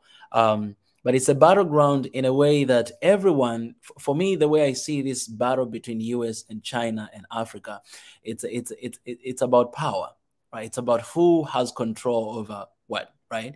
If US has a control over all countries in Africa, then China wants to have that control. And one thing that it was kind of different before is that US, they had already military, base here in Africa, but China, they didn't have, but now they do have, right? So, and you can see even the news, like every single time when you see the tension between US and China increasing, they're always talking about, you'll see the journalists always talking about the influence that China is having on Africa. And that is kind of driving crazy Americans, right? And maybe the other way as well. Maybe, when they see like US having a lot of relationship in Africa and doing this, it drives crazy the other side as well. So it seems like everybody wants to get something. And I agree with you guys with everything that you say, that we need to change ourselves, the way we see ourselves and the way we handle these things, and then they will take us serious. Yes, this is something that we all agree. Nobody will ever argue that. But I want you guys to give me something. Like I've like something that, because yes, we can change how we think about, but there are people who are making decision every single day in these partnerships we have, right? We have people who are making decision every day, and we see this partnership that they're not really, beneficial to our people, because we see what's happening on the ground. We're here and we see what's happening with, with these projects. So I need something that, I think we need something that it will say something, like something that it will change this, something that will be like right now what we are saying, it's something about, yes, our mind, that we need to transform our mind, we need to decolonize our mind, we need to do that. Yes, we need to do that, and to know that we have strength and we have that, but there must be something else. Can I crack at it? Let me crack at it. Okay. Yes. I'm gonna keep going back to the similar point, but in a different way. Okay. Let me give you an idea. When we say Africa's infrastructure need is somewhere 130 to 170 billion dollars a year, right? That means roads, schools, water, education. What this infrastructure serving the people, right? Yes. Africans focusing on delivering on these needs are tapping into this power. Communities across Africa beginning to believe in their own government, their own government ability to execute on the things they need. Not necessarily the things they want, but the things they need, the things that are needed on the ground. So the statistics is that in 2018, the number of investment on infrastructure has gone up by 20-something%, and then by 38% from 2 years before, to $100 billion a year. That's 2018. The number, this is an unprecedented number that has gone up. In Africa, that's a number 20 years ago would have been $10-20 billion. Okay, so if we can meet in that 130 and 170 billion dollars a year of infrastructure need, and then actually, for the most part, let's say 60 to 80% of it accomplish the goals of building. If you plan to build 1,000 schools and you end up building 700, you have elevated communities across many places, across many communities. And then you can tap into that. You can tap into that power. And then I can give you an example of how Abiy is organizing this. Abiy is literally pivoted that way. And that's one of the reasons why he's able to exercise so much power right now on the ground. Is he's systematically building his power base by orienting the government towards answering the critical needs that have been left unanswered for over 100, 200 years. So you commit to building a dam that was on the plan during the emperor's time. Like 60, 70 years ago, this was planned. But every time that thing has been pushed and will be pushed, one excuse after another excuse. But this time there's no longer an excuse. That dam is being built in about a month. It will start generating power. And so you have to think about, so the answer to you is like China and America are for power, so should Africa. So the answer to you is like Africa should be about power too. But how does it organize and create a collective, a pool of collection of power? Is by it comes from the individual agency, by empowering individuals, by empowering communities on the ground, and taking care of themselves and handling their own problems, by giving them political, social, and economic empowerment, not necessarily all at once, but in a way that that systematically builds that up. You create a power base that allows you to negotiate. The reason why Abiy is so bold in saying to America, "Go for yourself," is because of that. They told him, this is the thing they told him. They told him, "You have only 1 week. We can prepare a plane for you to depart." That's what he said. They told him, and he said, "No, I'm not going to take that plane anymore." Like that exit route that you are suggesting. That's what Feldman was doing in Ethiopia in the last week. The last time he was there, they were trying to get Abiy to think that his time is up. The rebels are a few hundred miles away. But he realized, the thing they didn't realize is that he has built up the power base sufficient enough. Not all of Ethiopians agree with him, but sufficient enough to allow him to turn the tide in his and Ethiopian government favor. And the reason is that the past 3-4 years, he's been building up that relationship with the public, like by allowing the opposition party members to have real power and that kind of things, by having good relationship with key players in the region, Eritrea and Djibouti and Somalia, South Sudan, and then even Kenya, and then by creating that kind of scenario whereby people feel like, oh, we have a government, even though it's not answering all our questions, but it's actually on the way to answering all our questions, all our aspirations. That is the way of turning the power to it's pivoting away from getting your power from Western, Eastern countries to the public, to the people. And there's a way to do it. And a number of African countries are doing it too, if I may say so. That's a really good point that you mentioned. It's a really good point. And but I have one more question to add. What you just said, because you said perfectly clear, how can we translate that to the entire continent of Africa? Because what he has done, or what has been happening there, you can see how much influence it has. And you can see how much everybody is actually looking to do something, and the resistance that is happening. But for some reason, it always happened. Like, it always happened that when you have a leader who is working for his people, trying their best. Magufuli is one example. Tanzania, the same. Exactly. I was just about to mention about the same thing, the dam. I shared with you guys before here that that dam that is being built here, Nyerere Dam, it was supposed to be built a long time ago, and he was the one that started to build it right now after so many years. And the resistance, I share with you guys that the resistance that came from everywhere, they're like, oh, this is not good for environment, and this and that and that and that. So many resistance, because they don't want Tanzania to be out of darkness. They don't want to have this clean energy, clean power that will come through this dam, and actually support like everyone in Tanzania to have electricity, and also in the industry to have electricity. So it was a big and so many different projects that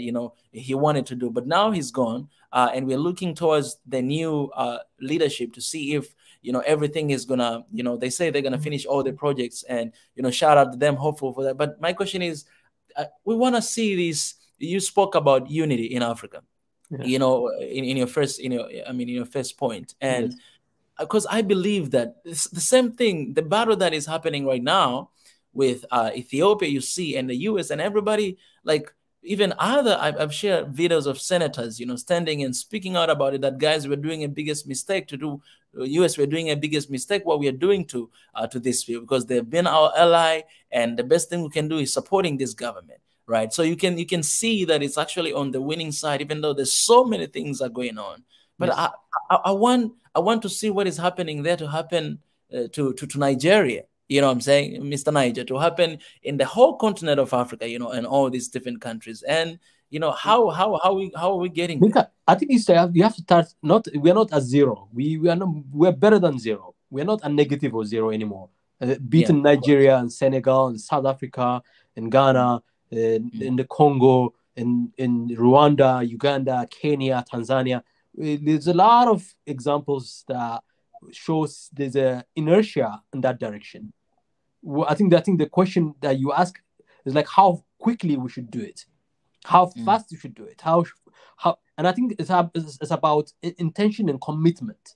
It's like that determination, like no matter what, like that kind of leadership that says, no matter what, I would die doing this rather than do anything else. That kind of commitment is that level that will probably catalyze the process even further. The direction is right, but it's not going fast enough to address the 700, 800 million Africans that need all these things we talk about. So it's because you need that 700, 800 million Africans, and then you don't need, like, I think the answer, I will give other people the chance also, but you don't also need, like, so Ethiopia has 120 million. Abiy doesn't need 60 million or 70 million to be on his side. He just needs a critical mass. 20, 30 million people is enough. So in any given country, you have 200 million in Nigeria. You just need 30 to 40, 50 million of critical force that that has that agency, that sense of self, that sense of identity, that believes to a degree to what the leadership is trying to do, even if they have some political misgiving about certain things about issues. Just go in that direction, push it in a certain way, and ask those questions later. Those specific questions of, if I'm an Igbo and I have legitimate issues of, belonging and all of those things, then ask those questions afterwards. Get the Nigerian government to move in a certain directions as a nation, and move, and then get behind those specific issues that are unique to your community afterwards, because then you create a platform where if Nigeria is more secure, then you can ask better questions. But if Nigeria is insecure, it's hard to ask specific issues. So we need to be that leadership that is like, if you see a leadership pushing in a certain direction, even if you don't have that complete backing of their politics and their methods, you have to be like, okay, this is something in the right direction. I want to accelerate it. So what is my input? So that's like you and me. That's what we're doing here. We are pushing the process a little bit further by intervening and saying, oh, we can't just accept China blankly. We have to be a force. We have to demand China gives a better deal than it's giving, and we have to use it as a way of competing the two sides. By the way, to give you a historical context, the last time Ethiopia had an empire, a great empire, an Aksumite empire, there were two empires, Rome and China. It was smack in the middle of it, and they figured out how to deal with China and Rome at the time. That was the last time in the 1st and to 7th century AD, when the two empires, both China on the east and then Rome was on the west. I think there's some similarity right now. You have similar to Rome, to the US and the west, and China on the other thing. So Ethiopia is almost figuring out a way to resuscitate that ancient old empire. Right. I don't know if they're going to succeed, but that's what it looks like. Yeah. All right. That's beside the point. Sorry. I think we're going to need to come to talk about what Africa, can learn from what's going on right now, because there's a big lesson to learn. From what is going on right now in the side of Ethiopia. There's a big lesson that African countries, African leaders, and everybody can learn from this situation. I know it's using learn is not really a good word, because there are people who are suffering and struggling with this, and it's not a case study. I want to make that clear. This is not a case study, but it's a time, as we always say, that it's a time for Africa to wake up.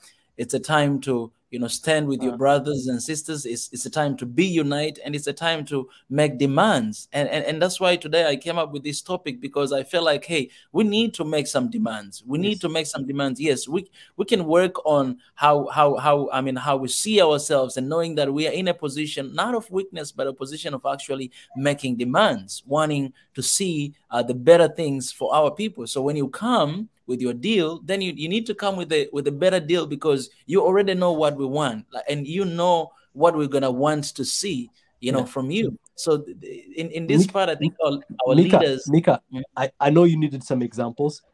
Bear with me. Can I give you 2-3 examples that Abiy has done to increase our power? Is that okay?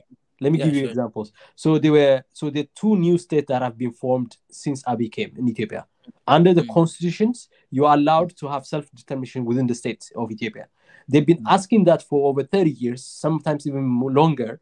But it's only during Abiy time their constitutional rights were respected. So Sidama and then two regions were formed, and that gave them the sense, okay, we get heard. The other one is we used to call the Somalis and the Afar, Gambela, and all this. They used to be considered peripheries. So what Abiy did, the new party he organized, he changed it in such a way they're no longer peripheries. They are it used to be like the core of Ethiopian political forces were the Amhara, the Oromo, the Tigray, and then the southern parts of Ethiopia, where most of the population is. And those in the peripheries were considered peripheries. And so what Abiy did is that, no, you're no longer peripheries. You are part and parcel of the organization of the party. Now the third strongest person in Ethiopia's political force is a Somali. He's the Secretary General of the Prosperity Party. And So the leadership of the Somali region, the leadership of the Afar region, they have more power now. The leadership of Gambela, they have more power now. They no longer used to be the tutelage of the TPLF anymore. So Abiy can rely on them. So you can go behind Abiy and talk to the Somali leader. He's not going to listen to you because he has more power in the Ethiopian states than they had before. And then of course the election of it. An election, he put up the leader of an opposition figure to run the election commission, and the Human Rights Council that reports bad things on Abiy sometimes is led by somebody who was an opposition figure. And then he brought in these opposition figures, giving them real powers. Now these are sometimes token, but sometimes they set perceptions. Okay, I have a part in this. I have a part in this. I have a part in this. So that sense that people have a part in the creation of the new states that you are envisioning, and with this idea of Madammer. Now I'm not talking about Abiy. This is as a grade or as a I'm not praising him. I'm pointing out all these things as indication of some of the things that you can practically do on the ground to change the formula of the system that creates a little bit more democratic process, that create more participation within the communities and allow some people who are naysayers for some personal, political, or tribal issues, you kind of try to take it out of the equations. So that's some of the examples I should have given you to the answer that you asked, actually. So that should be of use to other people as well. Yeah, all right. I want to go to Niger again because I want to get a different perspective as well. Niger, I know that in Nigeria, you guys have a lot of projects as well, just like any other place. With Chinese. For me, I just wanna know your if you know those stuff, I just want to know your side, what you think about that. I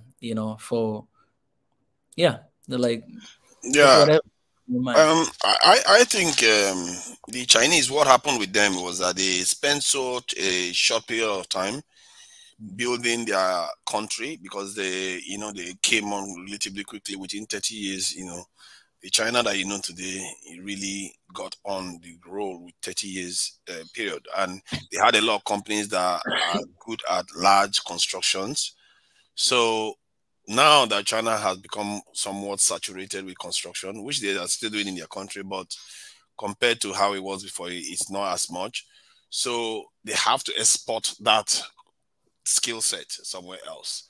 And Europe is almost built up. America is built up. Where is the market? The market is in Africa. And if there is anything in Africa is starved of, it's such constructions.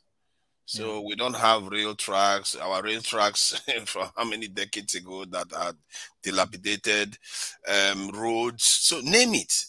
Our continent was developed as an extraction, basically colonies, really. It means that our seaports may be okay to take our goods out. Some things, airports might be okay, but in terms of how we can manufacture for ourselves, produce goods, we didn't have that. So the Chinese are coming to fill the gap. The Chinese see this as, that's why they use the term win-win. And sometimes it's not everything that has an ulterior motive. They are simply filling a gap that the Europeans never did. The Europeans never bothered for once to say, you know what, we are taking all these resources from you. Let's just help you, let's build too. It's like they don't even want to. They're like, they go out of their way to prevent it from happening, even if our people wanted to do it. They prevent it from happening. So if the Chinese come in to do it, sometimes we have to take yes for an answer. I don't understand people. Sometimes you have been conditioned to fear everything, that even when somebody says yes, like, why yes? Because you are too used to hearing no. Hear yes, take it, then wait for the danger that will come for it. Because every time, everything we do, there's always danger attached to it. Even if the Chinese are doing 90% of the projects on the ground in Africa, the only question you ask yourself is, why are our leaders not encouraging our home-based companies to start building their own things too? Because what our people do is that when they have a construction company that is local, and they give the construction company a contract, and the construction company maybe fails or doesn't do so well. They'll be like, oh no, they are not good. Let's go and get foreigners. No, how are they going to get good if they don't fail? This is how these things work. This is how the Chinese built their own companies up, because when they fail, they still fund them. They keep learning and they get better at it. You sooner or later, our own governments have to realize that you have to sponsor your own people. If you want to take over that industry, if you want to start building your own roads yourself, your hospitals yourself, you have to have your own local companies do it, because now you're not taking your hard-earned currency and paying it to another country. You pay it to people within your economy. So all these things, that's the question you ask. But I'm not going to fault the Chinese for coming in and filling a gap. And if you think about it, they are speeding up the process of Africa's development. If we, like I said, we have to choose the project. If we choose the right projects for them to build, they will build it. I don't think they care what project we want to build. As long as we are paying them to build it, they will build anything we want them to build. But the Europeans will like, no, you're not allowed to build steel industry. No. If you build steel, you can start making weapons. Nobody needs that next door. So they will stop you. But the Chinese don't care. They will build anything. So we should take that one and run with it. But I still think, look, our leaders should also keep an eye on building local capacity to do these things. And I must say, Nigeria, they are doing quite a bit on their own. You know, Nigeria commissioned a locally manufactured warship last week, which I didn't even see coming. They manufactured armored vehicles that even ECOMOG is using, like regional forces are using. The UN is using some of Nigeria's I think all-terrain vehicle that they use in battlefields and stuff like that. So they are beginning to try to move in that direction, but I think they should be doing it more. And what you find is that you don't necessarily get encouragement. It's the individuals themselves that push themselves to do it. They push themselves, got it to a point whereby the government cannot deny them anymore, and they accept it. In Nigeria, there's an example of innocent cars. They started manufacturing cars a long time ago, I think over 10 years ago. But the federal government didn't recognize them or even sponsor them till this year. Till this year, it took a company that has been manufacturing cars for the federal government to support it at all. So it tells you that kind of attitude, we can't be doing that. We have to be supporting business, because that's what they do here too. Here, the government can give you, they will tell you to come and apply for a business, and they will give you over £1 million for free.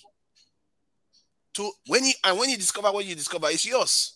It's not theirs. It belongs to the business. They give their people money to develop more and more and more. And our leaders, whenever they want to fund their own business, to them, they are thinking like, oh, the government has to own something out of it. You forget that when you build that business is going to generate income for the country. That is how these things work. And how we tie this to the Chinese doing business for us.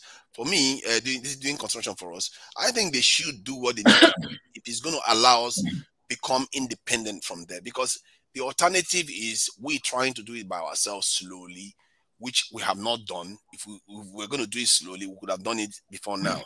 And the other groups are not trying. They are not even trying to assist us. They are trying to stop us from doing it. And this is why they hate China. Why do you think they hate China so much? China is taking two things away from them. China is, one, getting Africa industrialized, and secondly, gaining an ally in the process, making them stronger. And when that happens, Africa that has so much resources will more link to China than they are, because Africa will see clearly that, okay, you guys have not done good by us for such a long time. Why should we give you such a good deal compared to what China has been doing for us? So this is why they want to weaken China so much right now. It's so they've put it at the highest level. They don't want to come after Africa because they know if they cut China out, Africa will be vulnerable again. That is the chess game that they are playing. You know, yeah. You know, that's really good point. You know, you raise that like.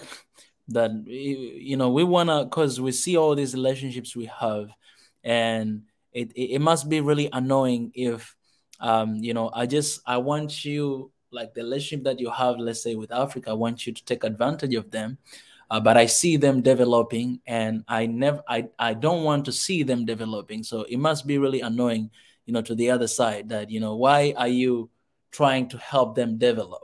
Why are you trying to do that? But the only fear that I do have, and I think this is the point you mentioned about either, to do by ourselves, which will go very slow, and it hasn't been done for a long time.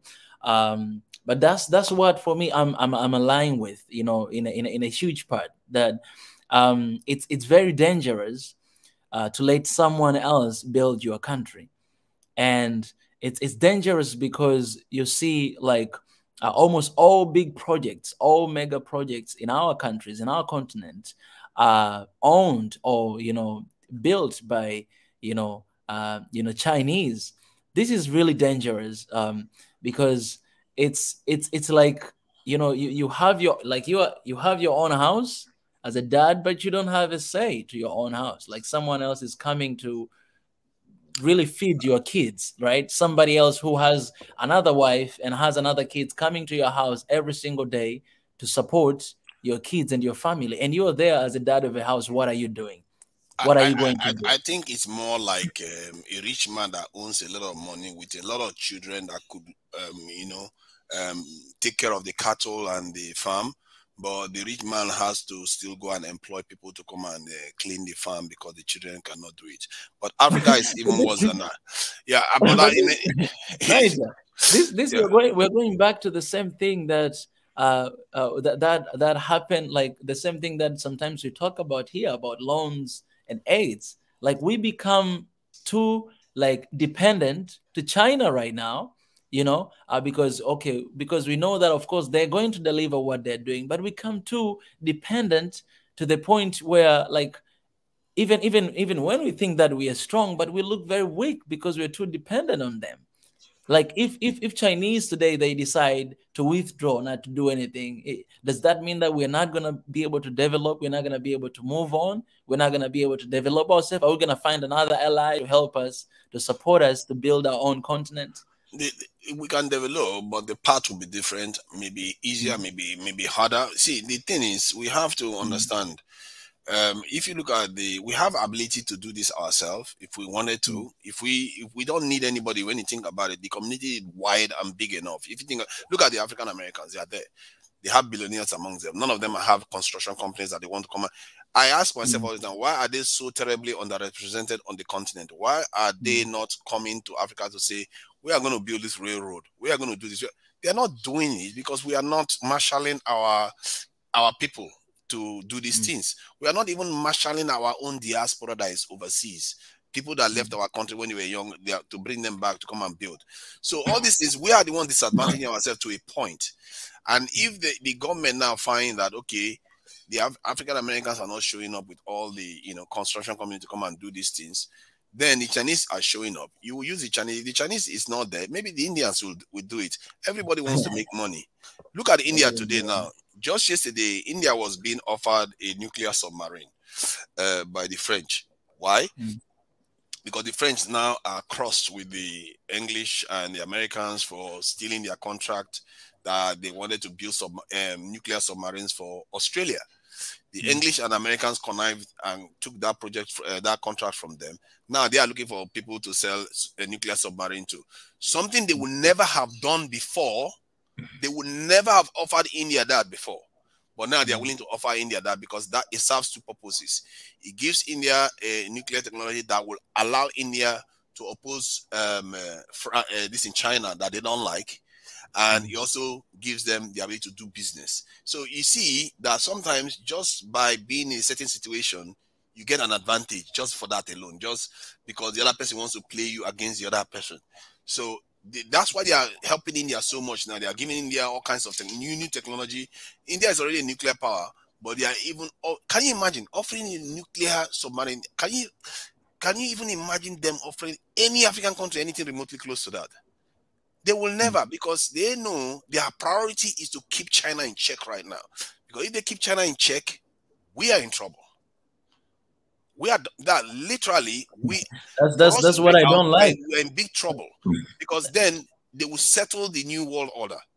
That's what's going to happen because then the Chinese will be like, okay, these have checked us now, or we've reached an agreement with them now. So like we are supposed to be on the same line. Like when you think about, you know, China, US, Africa, we're supposed to think about that. But you know, just for what you say, it feels like we are hiding behind Chinese. Like Chinese are there and are standing, you know, they're like, okay, I got Africa. Africa is here behind us. And we're depending on that. That if China survive, we survive. If China, you know, lose its power, we are losing. That's the position that you don't want to find yourself into. You know what I'm saying? Like it's a position that you want to be in a place where you can stand for yourself. You can defend yourself. You can try to develop yourself, and you want to be in a position where you can actually even partners with anybody out there, whether it's, you know, Chinese, whether it's US, whether it's, you know, friends, whether it's any country, based on what we want, based on and here we go back to what you guys were sharing at the beginning, that knowing, you know, who we want and what we want, right? We want to be able to, like, if we know that and we have this integrity in ourselves and knowing that this is what we want, then we'll be able to step out there and to actually partner with anyone, not rely on anyone else, but with anyone, because we have our conditions, we have our things that we hold on to dear to, and in that case, you know, we're not gonna have all this, you know, right now we are with Chinese, right now with okay, if America is not working, we are bringing in Chinese. The Chinese not working, we are seeing there again, you know, what's going on. We were kind of in a position that we cannot stand by ourselves, but we need somebody like to stand there for us and to defend us. I get that frustration from you, because a lot of Africans feel that, but where we are is a weak position. We have a weak position from the point of view that we are not united. We have not gotten our act together. We are not weak. Right. You know, the potential is not weak, but we have not put, even with the technologies we have now, the know-how we have now, if we put our head together, we will be strong. But we are not, and it's easier said than done. So the leaders are working with what they can work with. I don't think they are doing their best. I really don't think they are doing even close. If you ask me, the leaders are doing about 15-20% of what they are capable of doing. They are not doing, they're not pulling their weight. So what I see is that what is working right now, you know, there's no need to say, okay, because we are not doing it ourselves, let's stop it. You know, you have to take the one that are working well for you, because I can say, oh, the Chinese were building rail track is a bad thing, or building hospital is a bad thing. They are not putting anything. They are not have any interest in putting bad product on the ground, because they are making money from it themselves. The Chinese don't have that kind of reputation to just go and wreck people's lives, and you know, they don't have it. Look at it strategically; it doesn't even work for them. If they do something against Africa, they've lost the only significant power or potential power that they could ally themselves with. They've lost it, because look at next door to them. India doesn't like them. Chinese doesn't like them. Everybody seems to hate them around their neighborhood. And if you ask, like stuff. Exactly. If you ask me, I ask myself, what have they done to deserve this? I don't get it. It's like the Chinese have invaded all of them, but no. If anything, it's the Japanese that invaded the Chinese. So it's like, what kind of hatred is this? And if you look at all these people that are busy hating China, they've got blood on their hands. They are the worst. Look at India, where you have a society where it's based on color. You have this in Japan that invaded China. If you know the atrocity the Japanese committed against China, some of all these things and all this history, and all these were the ones holding their high horses saying the Chinese are evil. And personally, I judge people objectively based on what they are about to do. And all I see is Chinese people, they are building houses. I don't see them interfering, overthrowing governments. I've not even heard Chinese overthrow one government ever. They've not been involved in overthrow of any government. They've not involved in destabilizing any country. So what is all this about? And we really need to ask ourselves question that, and for me right now, our interest, just like the French sees the Indians as allied to their own interests, that's how the Chinese are allied to our own interests. Because if the Chinese goes, who will build for us? Who will assist us? America, all they will do is the American government will double down and block the Americans from coming in. Then they will block. We'll do it on ourselves. We will be stuck on the continent. And how do you do that from the continent by yourself? do it by How did ourselves. Europe We'll do be it? united, and then we're going to do it. Let me tell you something. The way the world works is that all the powers in the world that rose up, like the Chinese, the Indians, and all of them, they all share technology from other powers. That's how they all emerge.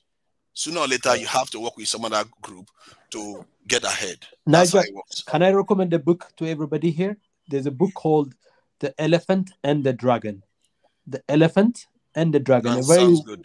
It's a very well written book. It's essentially, you can tell from the name, the elephant is India, and the dragon. It deals out with the data for you, how the West actually built China, India in the past 30-50 years, and how that has, now they've lost control of that train, or that elephant, that dragon has flown. The elephant has trampled them away, and the dragon has begun to fly away from them.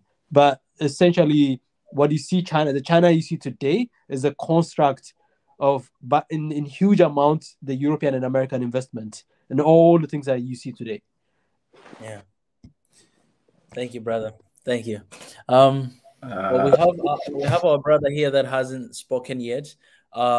Yahya Nur, can go ahead and share your point. I think you've seen the topic, and yeah. Thank you. It's nice to be back. I just wanted to say about China. I don't think they have Africa's best interest in mind, because they're building railroads and everything, and they're building a lot of things for Africa with it's not free, but they're making it with low interest or no interest at all, but it's still with a price, and it's still we're still going to have to pay back. But when you think back, 3 years ago, like in 2018, 3 years ago, before the summit of the African Union in 2018, a day before it, they found that China had been spying on them.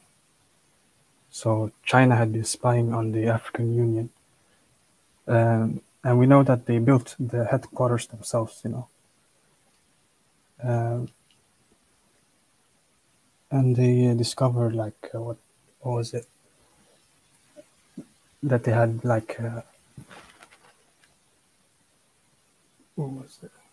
They had in the walls and in the desks bugs. So all the private chats, and all the different, conversations, they were sent back to Shanghai later. So that they have they're spying on people. Yeah, basically. Yeah. Mika, I have another section somewhere. I've heard even this before, by the way, that they built even the African Union, the Chinese. So the headquarters. Mika, I have another session to go, so I'm about to leave you guys. I have a session at 1:00, so I'm really sorry I have to step out. I really appreciate you. It was a very lively discussion. Thank you guys. Keep up the good work. Thank you, Ezra, for your insight. It was really beautiful. Thank you. It was really good. Yeah, so they built the whole place for in 2009, I think, for $12 billion or yen. I don't know which they have their currency. They built it with Chinese, laborers themselves. So they didn't ask Africa for help. They did it all by themselves, private. And when they did it, they installed their bugs and their, listening devices. And then after, what was it? They're not then. Of course, they're denying all charges, because they don't want to take responsibility. But even though the Chinese are quite known for spying, they spy on their own citizens as well, and they spy on people online, like in China, on the web. the social media is restricted, and censored. And the Communist Party basically controls the media and the narrative. There's basically no free press in China. And even though they state, that they have their citizens' rights to observe freedom of press in a free environment and everything, but it's still, far from what we see happening in China. Even if we take a look, like in the protests regarding freedom of press in China and Hong Kong, I don't know if you've seen it. There's too much noise. Yeah, it's too much noise. I don't know what you're doing, but there's too much noise. It's hard to hear you sometimes. Okay, I'm sorry. No worries. Can you hear me now? Yeah. Okay. If you notice in China, like in Hong Kong, you will see a lot of protests because of like freedom of press and restrictions that the governments are like placing. And if you or someone else posts, anything anti-government or anti, Chinese, against the Chinese Communist Party, or it doesn't go along with their, whole agenda, then they will punish you, even if you're rich or poor. Yeah. And you see a lot of high-profile figures in China have gone missing after criticizing, the government. And I'm sure you guys have heard, like, the phone company, Huawei. I don't know how to say it. Huawei. I don't know how to say the name. Huawei. Yeah, exactly. Yeah, Huawei. Yeah, they've been accused, I think, by Australia for espionage.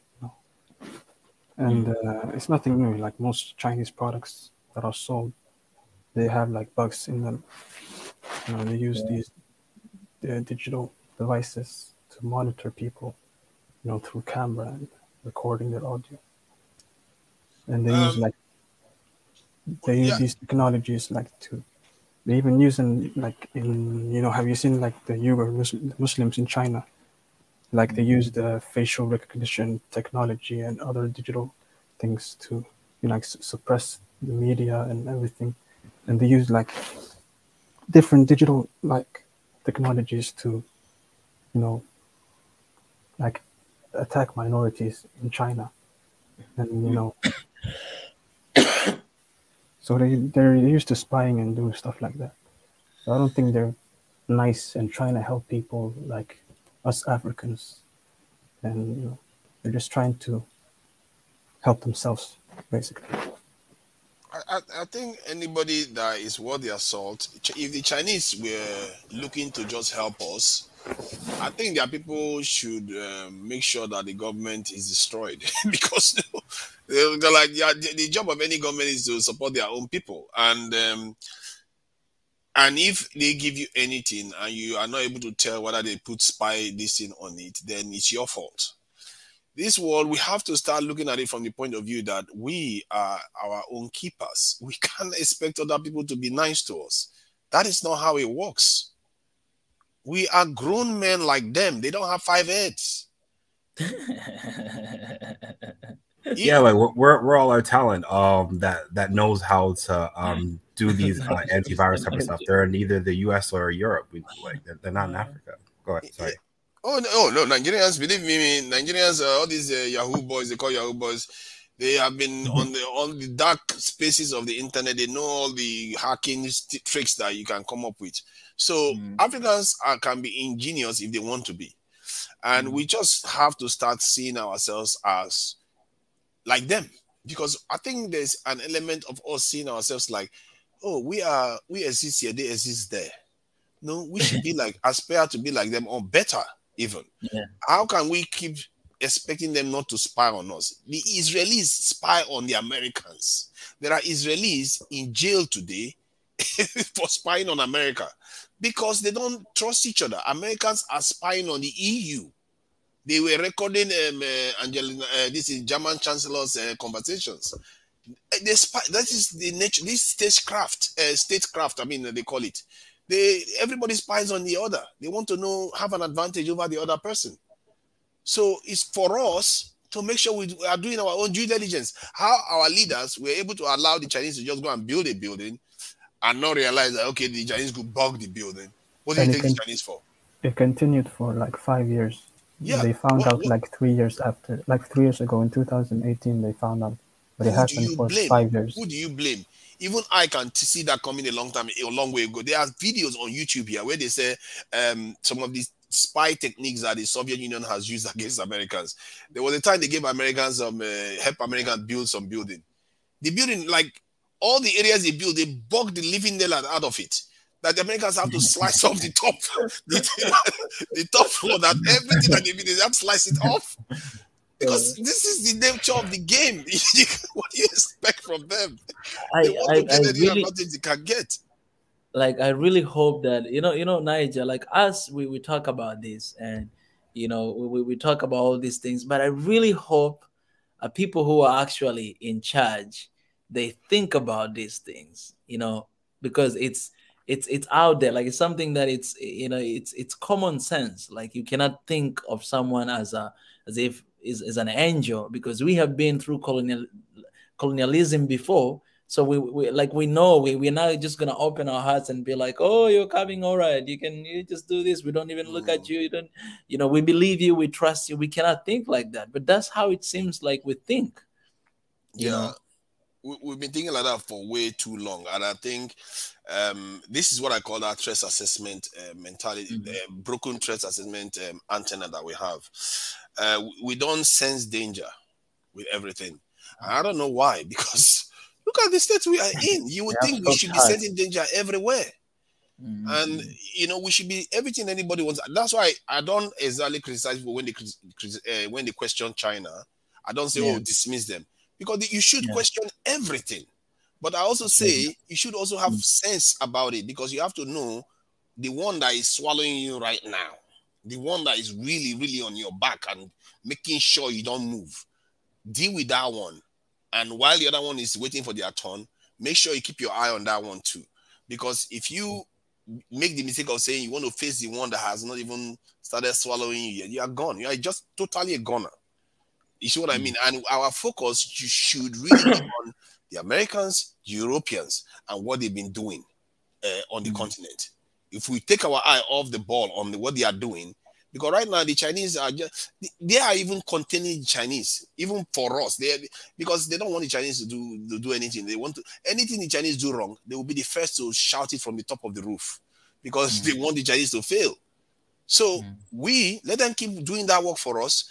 Let's focus on them, and let's focus on developing ourselves. And because while they are doing all this, you see, when all this is happening, this is what I call, a state of flux. When the world powers have not settled on anything yet, that is an opportunity. That is the opportunity most nations use to get themselves out of this problem. If you look at in the 60s, a lot of nations were getting independence, and the world was reordering itself. The Indians became sovereign because they acquired nuclear technology. The Chinese became sovereign in the 50s because they acquired nuclear technology. The Russians, the same thing. So, but why did Africa not do the same thing? Because Africa never really got their act together on time. And maybe it's not our fault, because the continent is too big and it's too diverse. We just never were organized enough as a whole, this entity. Or it could have to do with the fact that the way they left is different from the way they left everywhere. But I think it's the diversity of Africa that worked against us on that front, because most of these countries, like China, was a nation when they left. India was a nation when the Europeans went.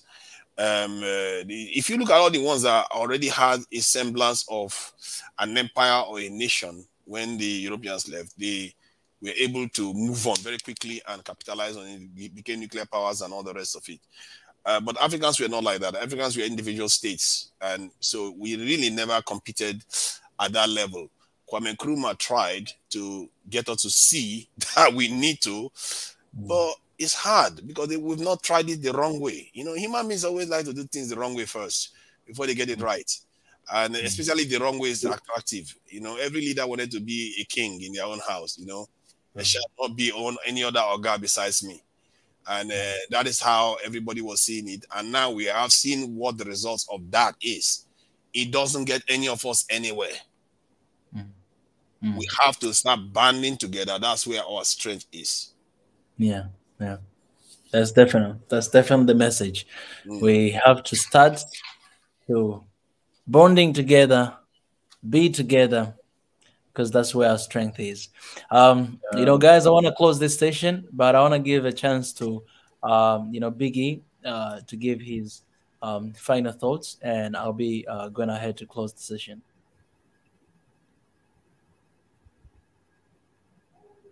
Biggie, do you hear me? Sorry about that. I hear you.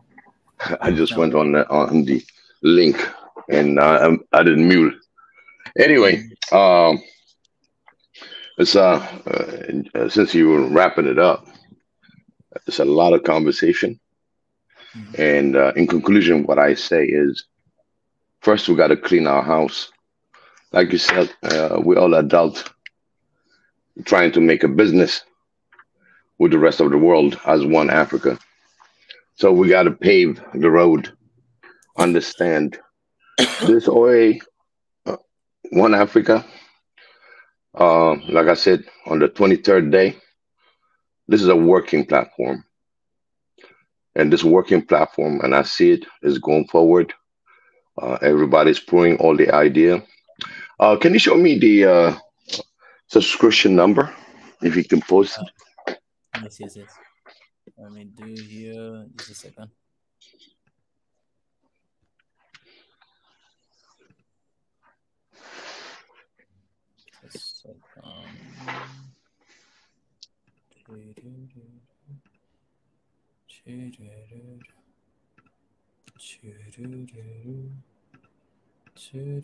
Basically, until you posted, you see this number of subscribers. By the end of, let's hope we can push this to 19999. Okay, close to 200,000.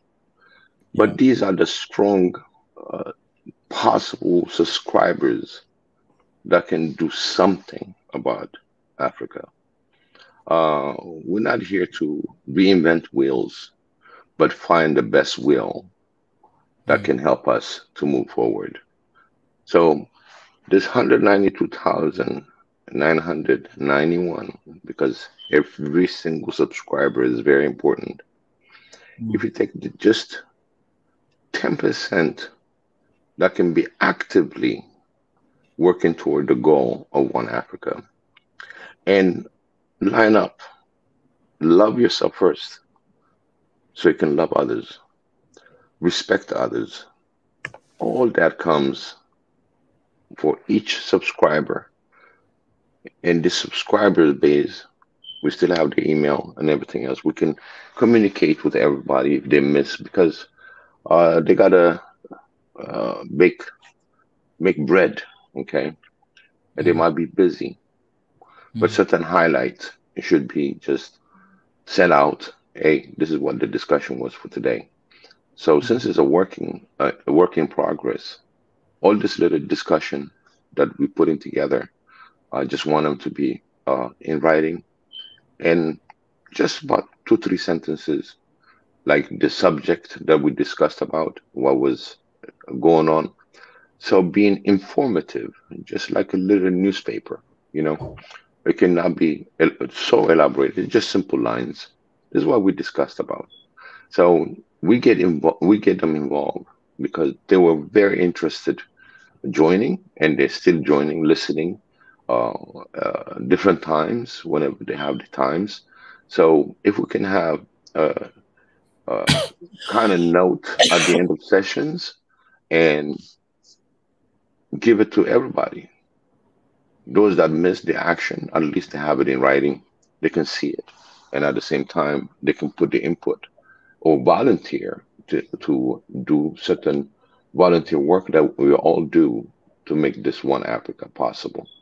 And in the discussion of, yes, we are a bunch of adults, but at the same time, we need the collaboration, the unity, and start within your own nation first.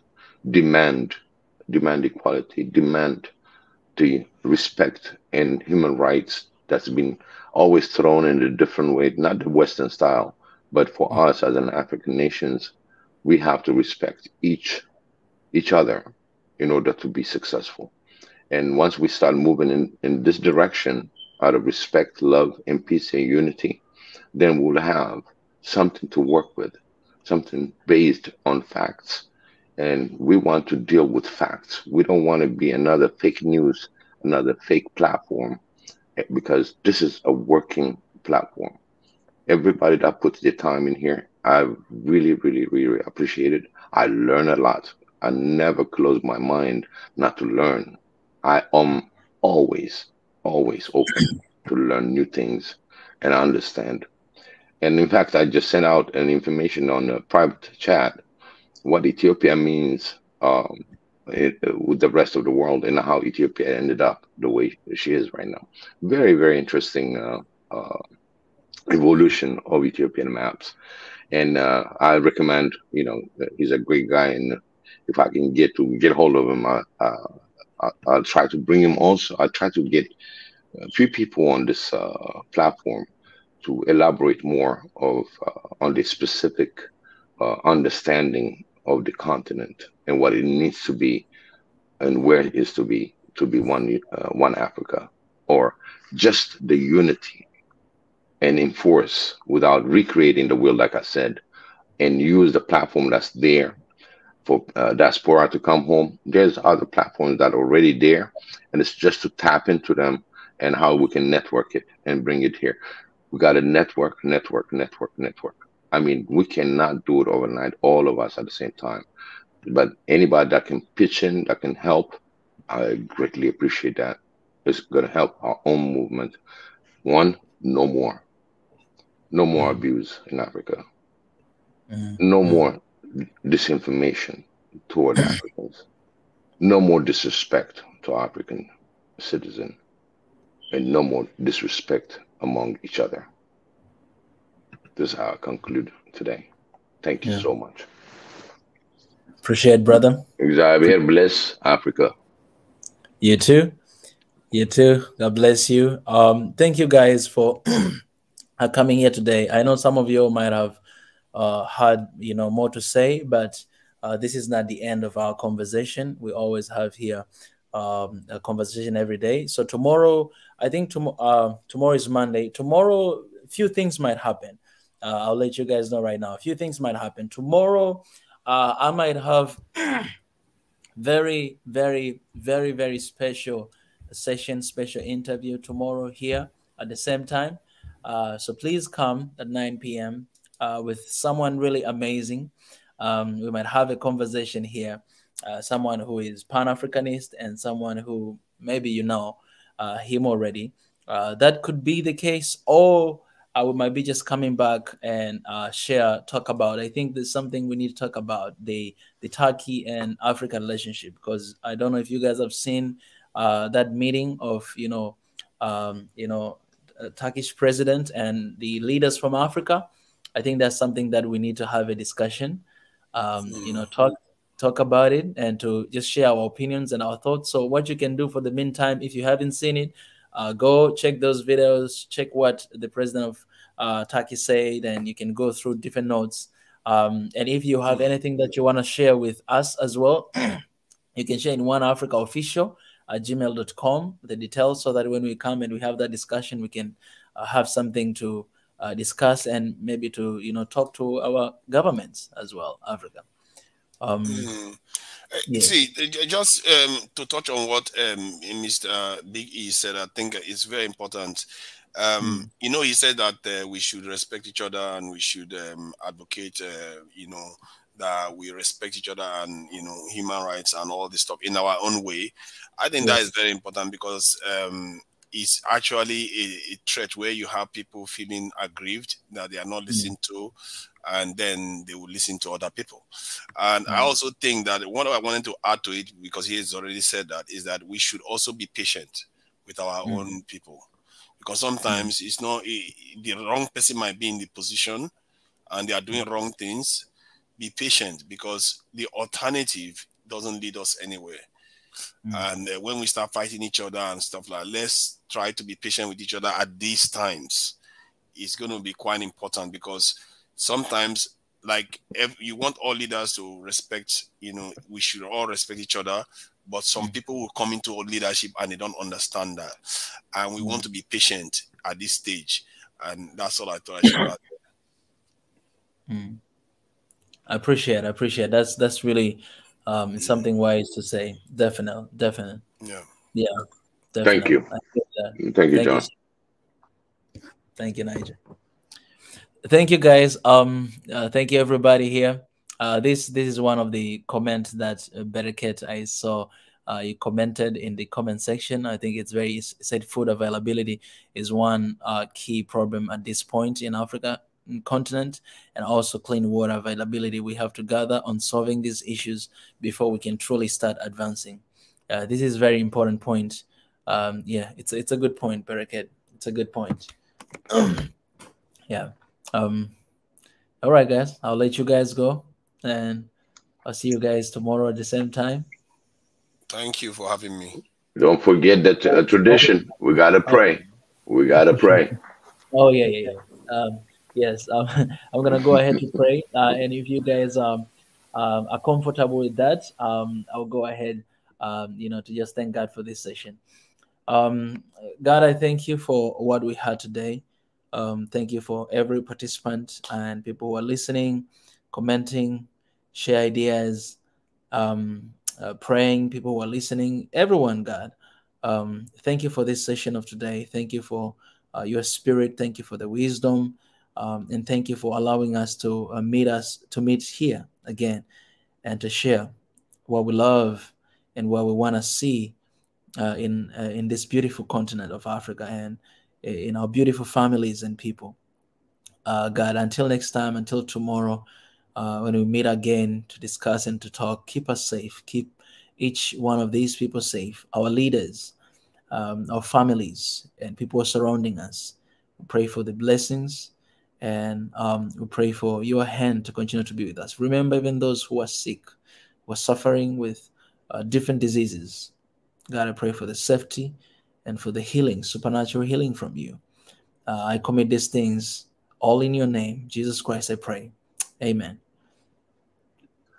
Amen. Amen. Great prayer. Thank you so much.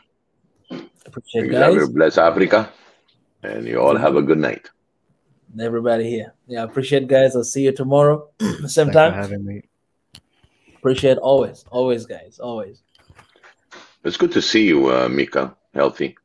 You see, he came back real strong, and I'm very grateful for the Lord that was possible to make it possible. And welcome back, and keep your good health. Thank you so much.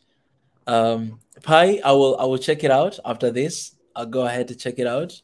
Okay, because I didn't want to bother you because I knew you were recovering, so I was gonna ask you when you came back online. Yeah. Let me see, definitely here. I received so many WhatsApp messages. I know. Please, can you just send another message and then I will recheck it? Yeah, sure. Yeah, but definitely, yeah. I was trying to stay away from that for a while. Yeah. All right, guys. Let me let you go. But also, I want to appreciate for the super chat. I want to appreciate Theo for giving super chats today. I appreciate it so much. Thank you. Yeah, this guy has given like 4 times, so I appreciate you. That means a lot. And for Professor Ezra as well, I want to appreciate that. For that, and everybody who joined here. Those who are not members and they would like to be members can go ahead and join. The link is on top of the of this chatting comment section, so please go and do so, and it's gonna be amazing. Anyways, guys, I appreciate it. I'll let you guys go. Thank you. Good night. All right. Night, Biggie. And these are the numbers of people that are subscribing. So please keep subscribing. You know, my wish and hope is to reach 200K before the end of this year. And if it is too late, then, you know, before my birthday. So help me out, help us out to reach there. And yeah, it's going to be amazing. Otherwise, guys, appreciate. Have a good night, everybody. I love you guys.